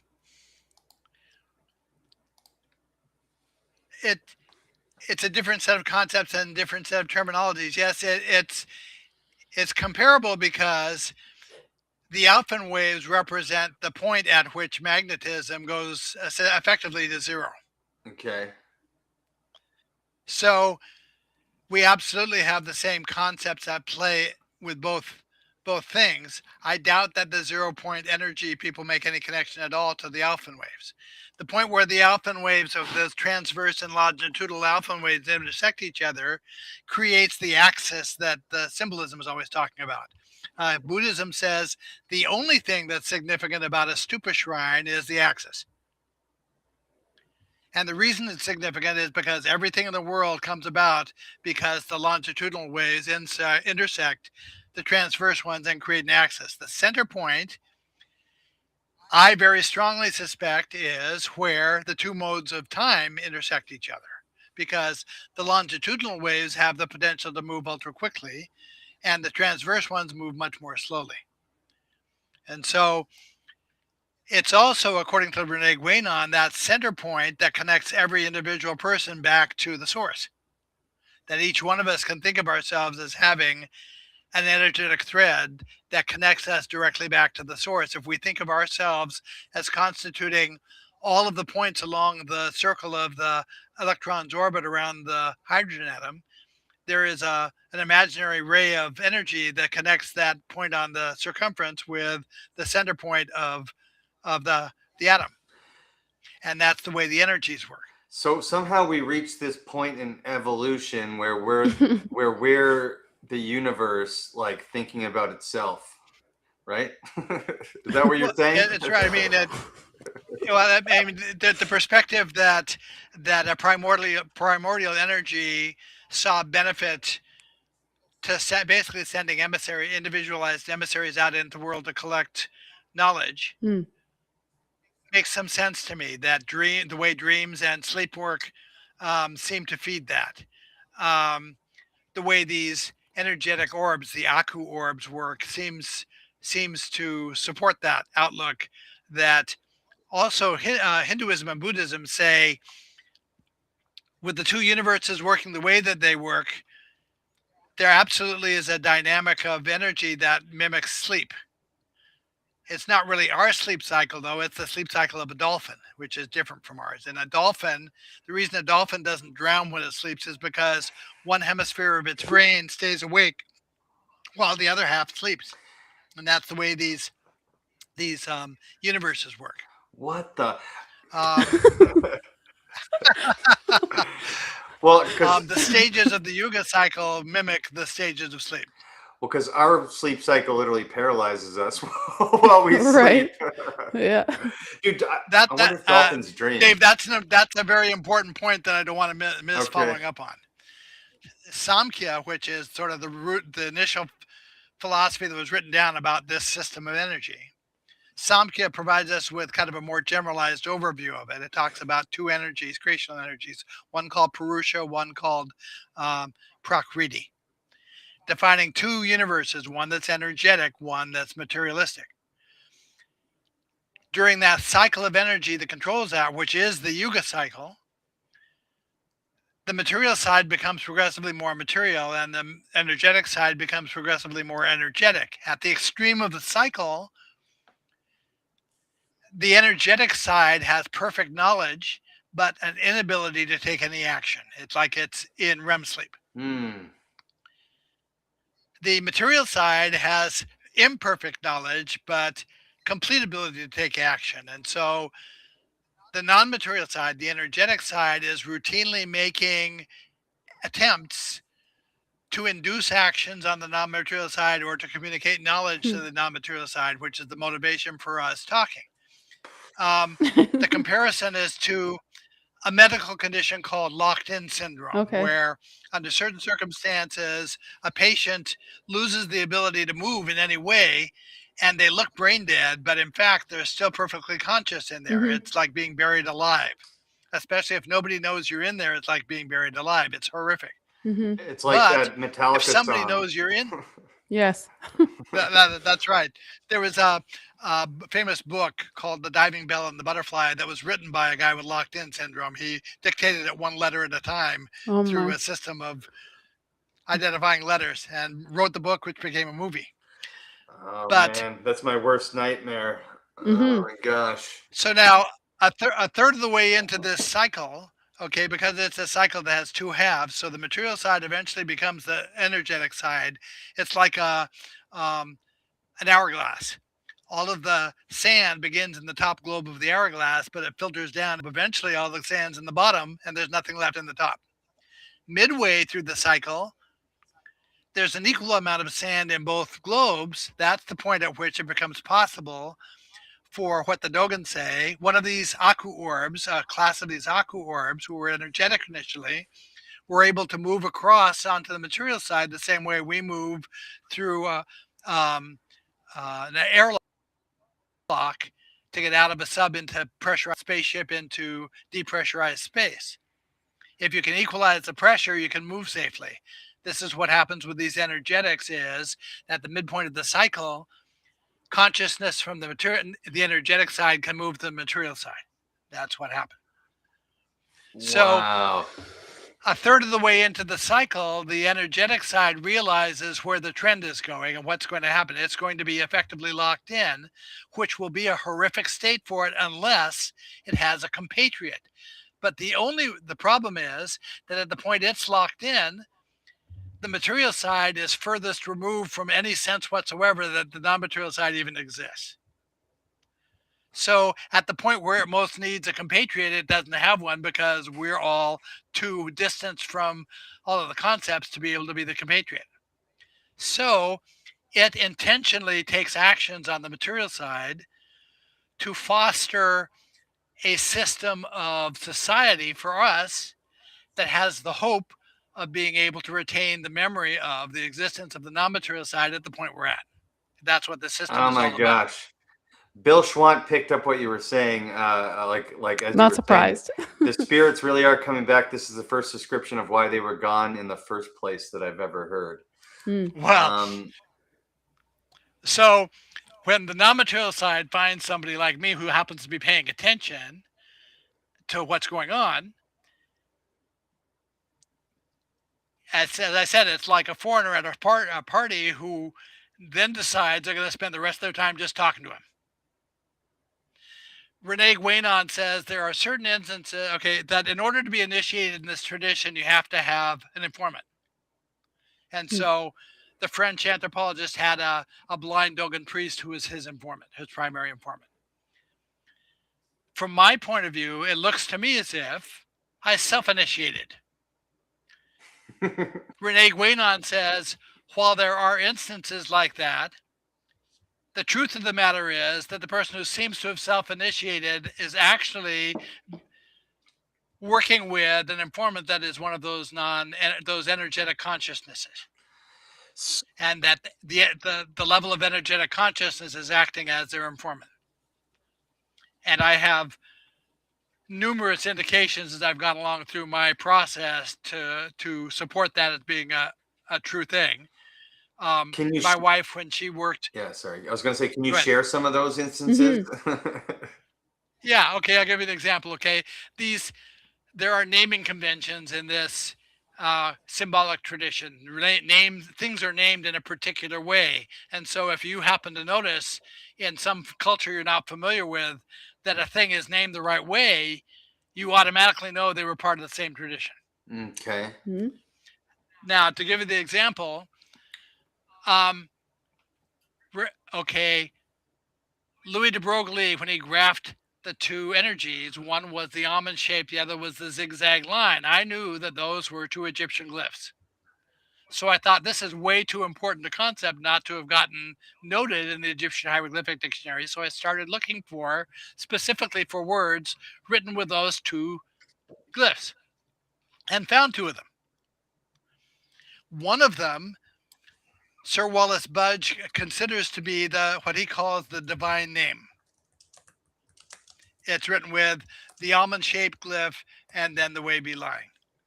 No, I'm sorry, the wavy line and then the almond-shaped glyph.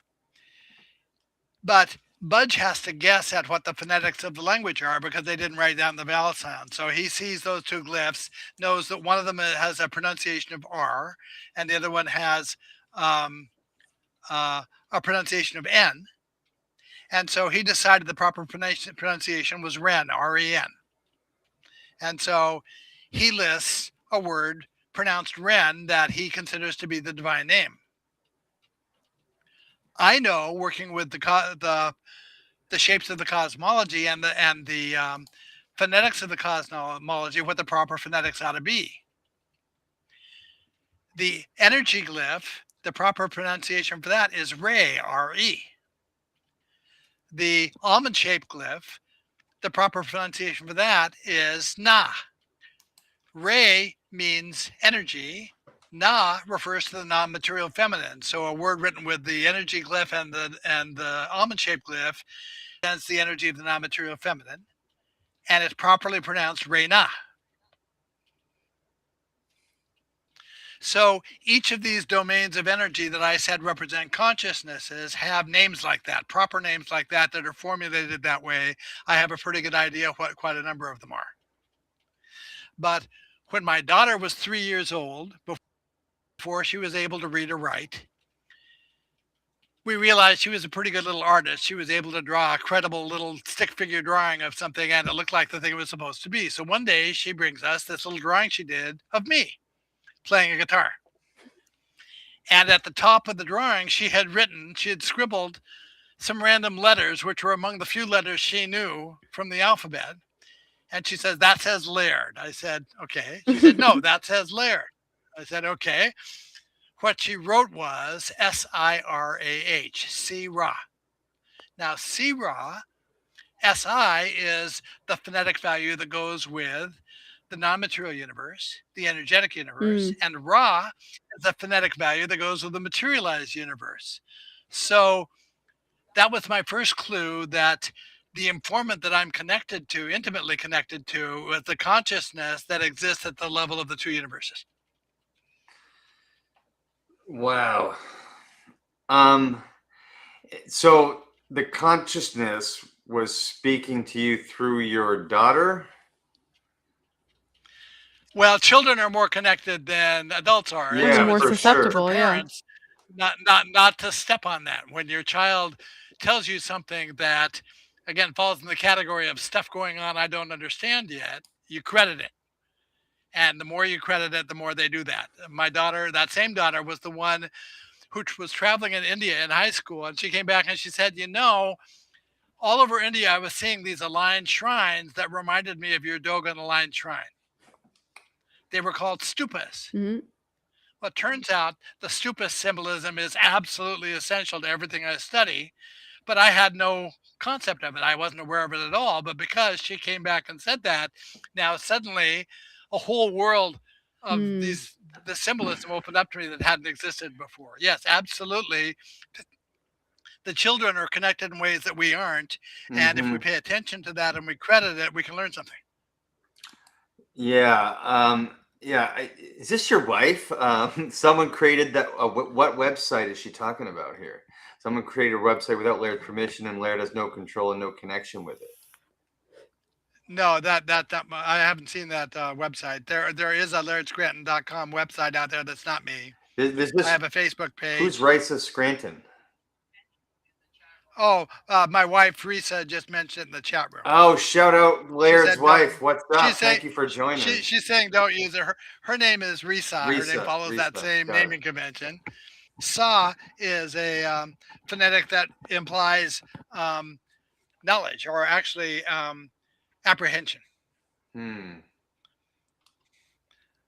So I learn a lot by paying attention to especially ancient phonetics, because the words tell you things you didn't know before. What's interesting, in Sanskrit, Renee Guénon says that the Sanskrit words have they've migrated so much over time that in some cases a word now carries exactly the opposite meaning of what it originally carried. So he had no way of, besides through his metaphysical sources, to what the original meaning might have been. But I do, because They're the same phonetics that the Dogon used. And the Dogon document them in their language, their dictionary. So even so, I can use the phonetics to retrieve what the original meaning of the word was. I could be Ganesha, the elephant god, the Hindu elephant, has a title called Ganapati.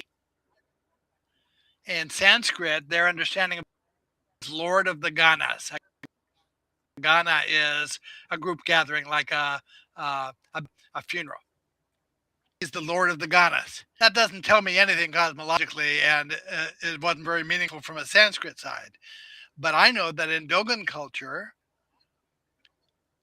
the word Gana means world, and the word Pa refers to the concept of turning and expanding space is the definition of a spiral.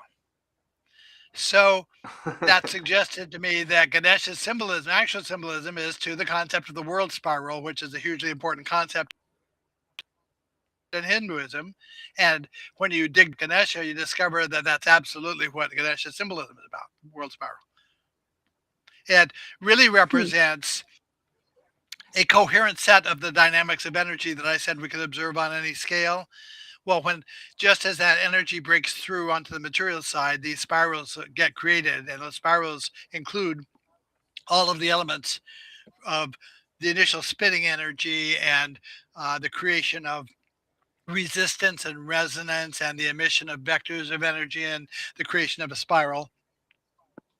So Ganesha really embodies that whole set of concepts. And if you're familiar with what Ganesha's symbolism is, you can teach yourself a lot about how these energetics work on all the different scales just by knowing about him. So I was so I wanted to pull up a thing here. Bill said it's really hard to communicate the symbolism stuff because it's unbelievably important. I'm really enjoying his info. Yeah, I noticed you, in order to communicate this stuff, you have to use analogies that like we would get like today. So Yes. because Absolutely of right.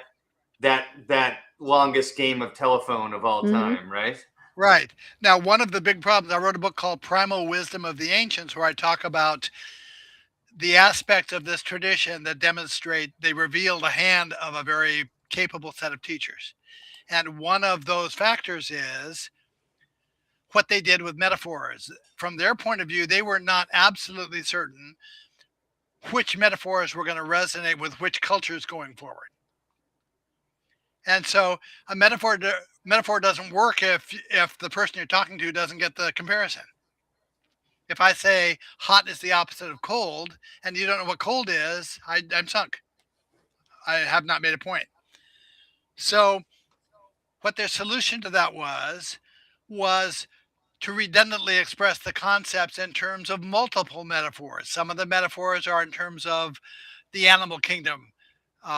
It's a progression that runs um, from insects like water beetles all the way up to flying birds, and every stage in between, where the animal that's pictured relates to the stage along that continuum that whatever the energy they're talking about relates to.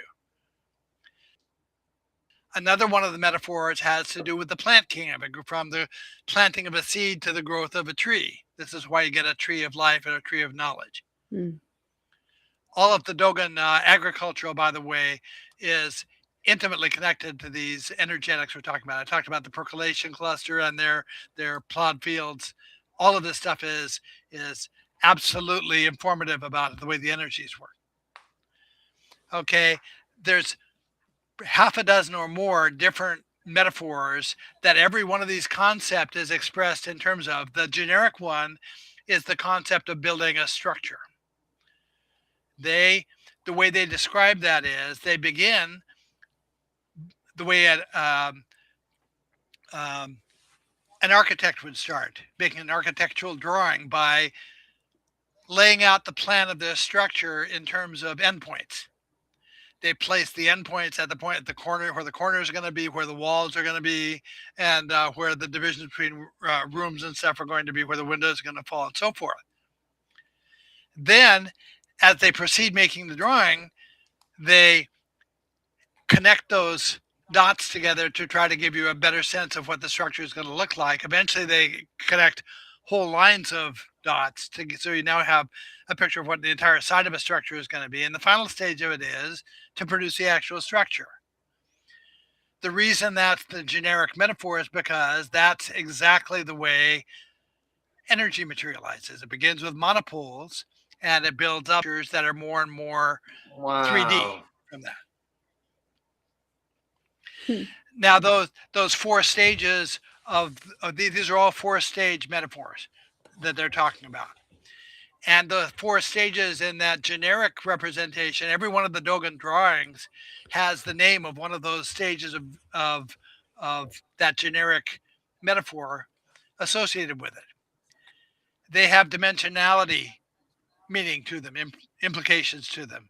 So one of the 4 names of these levels of that generic metaphor implies what things look like a geometric point, or what things would look like from the perspective of a geometric line, what things would look like from a geometric area, what things would look like complete. So those are also very helpful features that somebody put into the system to help somebody like me conceptualize what the heck are they talking about. When I was trying to sort out what was going on with the monopoles of energy down at the level of a hydrogen atom, I realized that the monopoles were crossing a boundary of energy. I had no positive references to go to explain to me what happens there, because none of the physicists talk about that. Nobody talks about what causes the electron to distance itself from the proton. Even though it's pivotal to the energetics, nobody talks about it. So I had no references. What I did instead was I started studying what happens at the boundary between air and water, like in the ocean or in a lake. What are the dynamics of energy there, knowing that they were going to be parallel to the dynamics of energy when these monopoles of energy first manifest. And then from that, I was in communication with my older brother for a couple of weeks, where every day I would reframe another perspective on here's how it might work, and then the next day I would come back and say, no, I've thought about it, it can't work that way, it's got to be something different. And then I would frame another perspective, well, it might work this way, until I finally hit on what had to work. Do you use your family, like your wife and your brother, to like kind of bounce this stuff off until you get Absolutely. it? Like, My son in particular is a daily sounding board for everything that I find. My wife too, that he'll come in for a few hours after work, and we'll sit and we'll talk, debrief what his work day was, he and my wife and I, and I will unburden myself of whatever the latest piece of knowledge is. The problem is that over the course of the last couple of years, the information has been coming so quickly, it comes faster than I can literally write it down. Is that because of like technology advancements with AI and information and stuff like that? You're able to access all this stuff now? No, it's coming quicker because I can handle it. I can handle more of it, and because I'm getting closer to the end of it. Because I have active assistants here. My wife worked for an insurance company for a while, and she was training people to process dental claim forms. And with each aspect of that process, she had to rank the new employee on a scale of how capable were they. And the worst ranking said not capable of performing a task. The topmost ranking said able to complete the task without help, without assistance. But the second point up the scale said able to complete task with complete instruction. And that's where I see myself with this system of symbols I've been working with. Some energetic consciousness is frustrating with me because it has taken me so very long to catch on to what they were trying to communicate. But I see myself as able to complete the task with complete instruction, and that's what I've had is complete instruction. Some of that comes to me through dreams. some very important stuff has come to me through dreams that is accurate stuff. I've learned to pay attention to it, that if something sticks out to me in a dream, I pay attention to it. I might get up and write a word down or write a concept down. Um, but then the next morning I follow up on it, and invariably it turns into something I needed. Man, I only dream about screwing stuff up and disappointing everyone. I'll look into what that means. Yeah, please, please. Man, I want to be a fly on the wall in your brain for like an hour. I bet your wife gets that. But No, she admits that sometimes what she hears is blah blah blah Dogan. Well, what's really hard for me to understand, and like I had like a bit of a, I'll call it a family emergency earlier today, and I was working all day, and and then this thing happened, and like I had to deal with it emotionally and energetically, and afterwards I knew this was going to happen in a couple hours, and I was like, that's it. I'm watching Ancient Aliens and laying on the couch for like an hour. And those are also friends of ours. And I did that because it's like one of my favorite shows besides the X-Files. And just because it's sort of a calming influence on me for some weird reason, it brings me comfort. But anyway, when I think about the Dogon knowing all this shit, I don't know how they knew it. I know I guess it's sort of just a construct of how they saw the world, I guess. But I always think aliens, man. I'm always thinking aliens must have taught this is a non-human intelligence, and so you need to broaden your concept of what what alien means. Yeah, I get what you're saying. Because in ancient times, what I see is we had an intermix of influences, some from traditional sci-fi aliens, some from energetic consciousnesses. This whole three-eye atlas experience looks very much like deliberate effort by the same group that produced the symbolic system.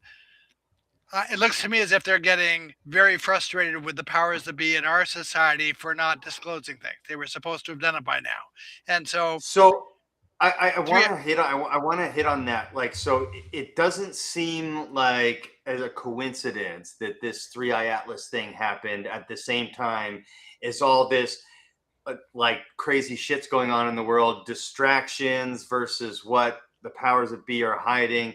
What you're saying is this was like sort of an intrusion on that, for lack of a better word? No, okay. If you think of the Yuga cycle being in 12,000 year half cycles, 12,000 years ago, what happened was right now we're sitting at the end of a half cycle. 12,000 years ago, Atlantis, which had always been considered the most moral of societies, suddenly started attacking its neighbors for no reason and doing all the same kind of crap that we're seeing happening in our world right now. This is an energetic thing. It happens automatically because of the way the energetics work, not because of any connection to this group of instructors. The instructors are like the three fairies in Sleeping Beauty, where they can't they can't cancel the spell that says she's going to prick her finger and die, but what they can do is they can mitigate it. They can make it less bad than would have been. That was a really good analogy. Yeah. That was a good analogy. So that's what's going on. Also, there is a Star Trek-like ethic among the bulk of the non-human groups that we're connected with, not to interfere with the natural progression of the societies. So you see that the energetic orbs are not actually prime directive. Yeah, it is a prime directive for good reasons. Yeah, and they treat it as that. Laird, I want to see you have a conversation with Lieutenant Commander Data, but just to see what you guys would come up with. I'd pay big money for that. Yeah, me too. But you're kind of doing that with AI right now, aren't you? You use the AI a lot to analyze this three-eye atlas stuff, right? Yeah, actually, I have been with caveats. I mean, you got to be careful with AIs. Right, First Mm. of right. all, because there's no guarantee that what they're going to tell you is actually 100% right. And you were using multiple different Second, ones, right? As you yes, were I was, confirming and information. I was also calling them on information they gave me that I knew absolutely wasn't right. But after a period of time, I could see that certain ones of them were intentionally misrepresenting to me the same way information gets misrepresented on the internet, Mhm. Or where on you TV. ask A and they respond to question B. It's it's misdirectional stuff. On per- like AI is so complicated that it's I wonder how on purpose that actually is, or if it's just a reflection of us, you know? No, I The think it's a I could tell reflection that it of was us. That's no, my I think opinion. in the case of Three Eye Atlas, it was intentional because coming out of Three Eye Atlas approached the sun on October 30th. Mm. For the first 6 days of November, unfiltered information was getting through to me through every source I addressed, including uh, the ESA's scientific website, um, including all of the traditional AI-driven search engines and so forth. One by one, the information started getting misrepresented. For example, on day 3, bastard. I could take the distance that Three Eye Atlas was supposedly now from the sun and compare it to the speed they told me it was going at yesterday and cross confirm the calculation. Yeah, this is where it should be based on that. By day 6, about half the sources I could no longer do that with. They were telling me it was one place, but the velocity they were giving for it the day before didn't agree with that. So I had to start to pick and choose which ones I was going to believe. Then what started happening was if I used any recognizable keyword that what I was talking about was Three Eye Atlas, they would lie to me. They would misrepresent something to me. So I had to find ways of posing the questions that didn't tip off what I was asking about, to ask it in a backhanded way. So now they would give me the answer I wanted, but they would be the ones making the connection to Three Eye Atlas, not me. And now they didn't lie. Mm. That's what's annoying about I do that with Grok all the time. I have to like tell him to tell me what I want to hear, and I have to train it.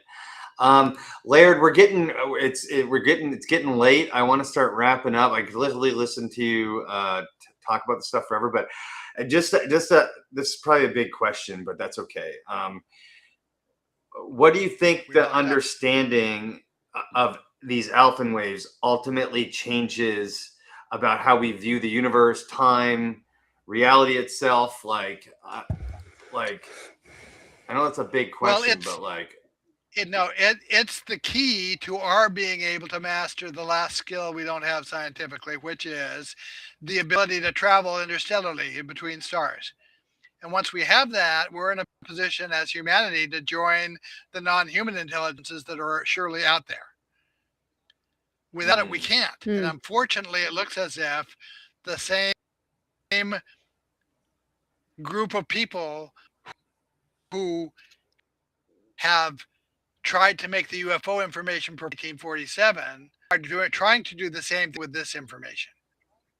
And they want to keep it proprietary and they want to keep it from being general knowledge in the public. This is really information that belongs to all of us.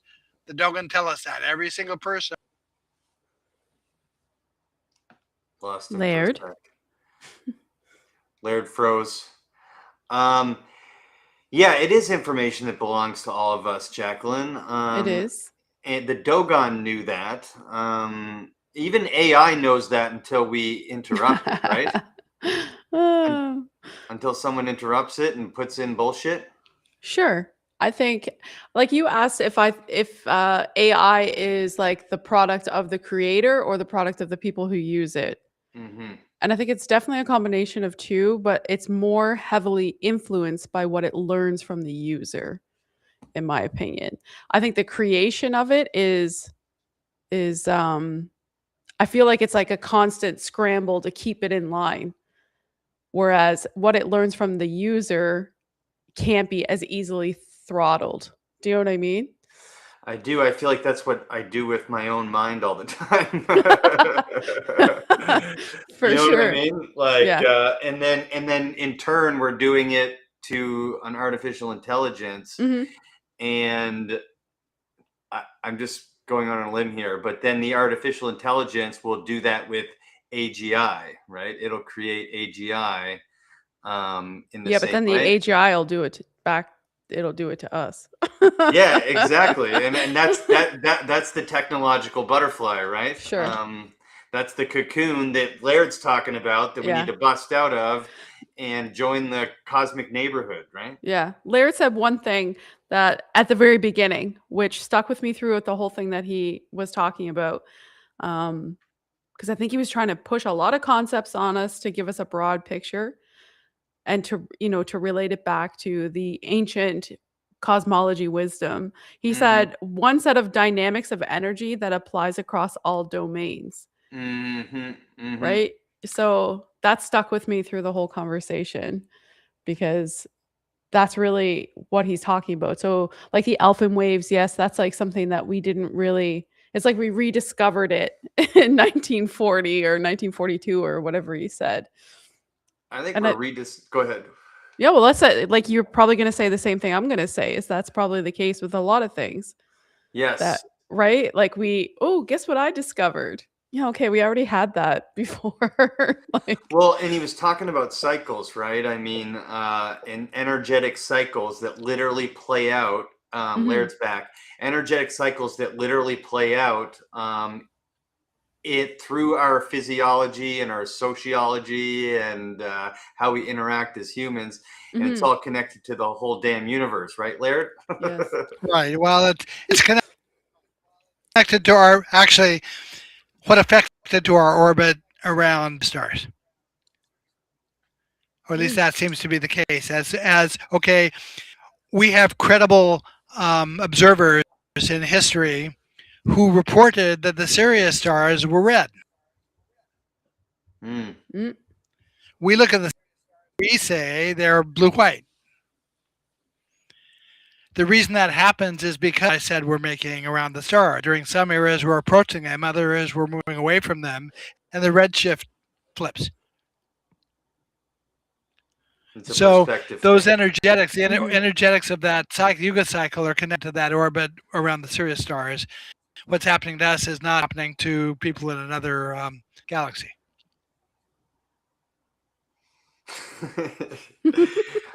um, Laird, is there anything else you want to share with us about alpha waves before we start wrapping it up? Because you've given me like a lot to think about. Jacqueline was taking notes over there. I was literally trying to manage the chat. I'm gonna have to watch this again. But I swear to God, you're a Star Trek character. Please feel free to hand out my email address. I'll say it right here. People can write it down if they want to. It's my last name, Scranton, LR, at AOL.com, because that's as far as the technology had progressed when we signed up for email.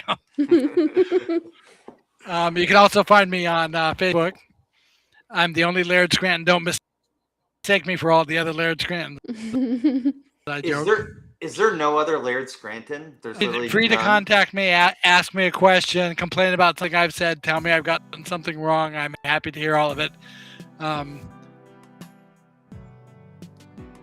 Yeah. Sorry, I'm just It's been a playing real outro music. It's been a real pleasure, Laird. I really, really enjoyed your talk. Well, thank you. I don't know what kind of discussions you have on your podcast, but I'd be happy to come chat if that'd be a help sometime. For sure, we'd love to have you. We'd love to have you. I would watch the shit out of that. Sarah's been in the chat. Sarah's been in the chat the whole time. Yeah, my co-host has been here watching. Oh, great. So, yeah.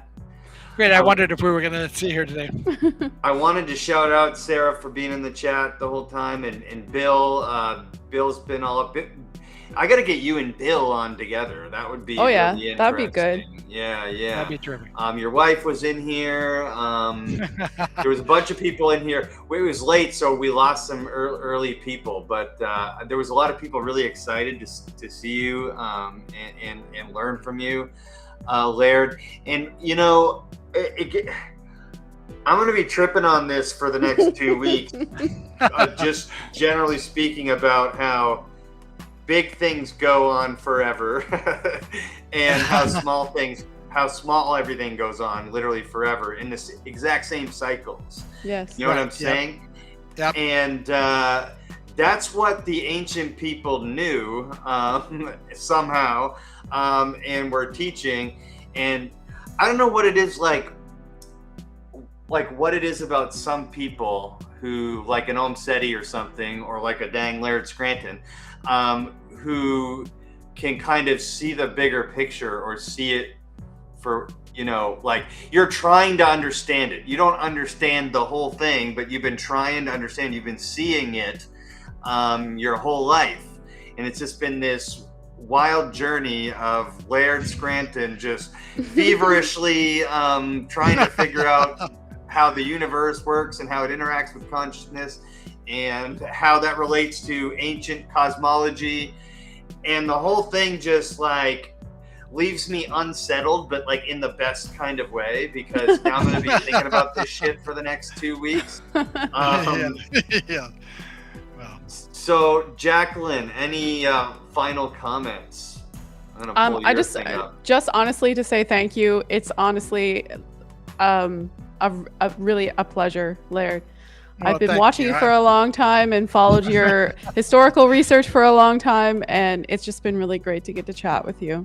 So well, thanks. Yeah. It's been my pleasure to come on and talk with people, intelligent people who know about this stuff and who also have been considering it, and who have their own understandings of things that I probably don't. We all have our own talents. Well, like I mentioned at the very beginning, it's been a full circle thing for Jack and I, because we were tripping out on you like 15 years ago or something, and now I just think it's so cool that the universe made me start a podcast and made Jacqueline start a podcast. And then I made friends with Laird fucking Scranton, and then he came on my show to talk. Hey, only my friends use my middle name. Sarah just said she's been nerding out about this all day. Oh, really? Well, it's true. Yes. You have been, Jacqueline? Yeah. Well, I do have to tell you one last thing before I go. I met Giorgio Tsoukalos from Ancient Aliens, the guy with the hair, at one of the conferences I was speaking at. He was coming in at the end of, there was a double-doored hallway with glass doors. He was coming in at one end. I was coming in from the other end. And he said, "Laird." And I accused him at that moment of wearing his hair that way to mock me. Do you have any future plans to go to some of these old conferences and speak again? Or I would love to see that. It depends on who invites me. I'll be talking with the Wu-Tang Clan via podcast Thursday night. Shut up. What? The second, actually, the third time I will talk with them. So wow. I need to hear more. You just blew my mind, Laird. That was the most mind-blowing thing you said. I'd say it fulfills that high school yearbook prophecy, most likely to be interviewed by the Wu-Tang Clan. Okay. Oh my gosh. Can I just ask, which was it? The RZA? Which one reached out to you first? Well, well, I was contacted by my publisher. They were all excited because the Wu-Tang Clan wanted to interview me. So then the phone rings. We see on the caller ID, Risa picks it up. It's Priest, Killer. Oh, okay. Wow. Okay. So I've literally heard everything now. You're going to be talking to them this week? Yeah, Thursday night around 8 o'clock. On their podcast. Is it amazing? All of them? How many of them show up to this podcast? Yeah, I don't know. Last time it was like 3 or 4 of them were sort of sitting around the table and we were doing the talk. I don't know. They've had some deaths in their group recently. Another producer died suddenly of cancer, and so I don't know who will be there or how many. Did they smoke weed the whole time? I hope so. Hey, let's end there. Amazing. This is always a treat, Laird. Thank you so much. The multiverse has been this journey for me. I started doing it when I was like injured and could barely walk, and gave me something to do. Now it's turned into this like vehicle for like other people to like expand, and for me to expand. And you know, with guys like you coming on my show, it's it really, I just really like putting this information out there into the universe through my platform. And so it would be my honor if you do the same thing on Universe Unveiled, because I feel like that's how this whole thing works, you know? Sure. If they want me, I'd be happy to do it at some point. Anytime works for you guys. Yeah. For sure. Laird, I'll get my co-host Sarah. I'll get her to send you an email, okay? Sounds good. Thanks. And good night, everyone. Peace and love. Don't be a dick. Treat your neighbors nice, even if they're. My grandfather always said, kill people with kindness, and I believe that to be true, because we got to fight back against this energy that's happening. It's a cycle, Laird said, but I feel like humans can consciously cross the road and look both ways and make the right choice, and then maybe, just maybe, we don't destroy ourselves like Atlantis did and whoever existed before them, and yada yada yada. So anyway, I'm just ranting. Love you all. Good night. Until next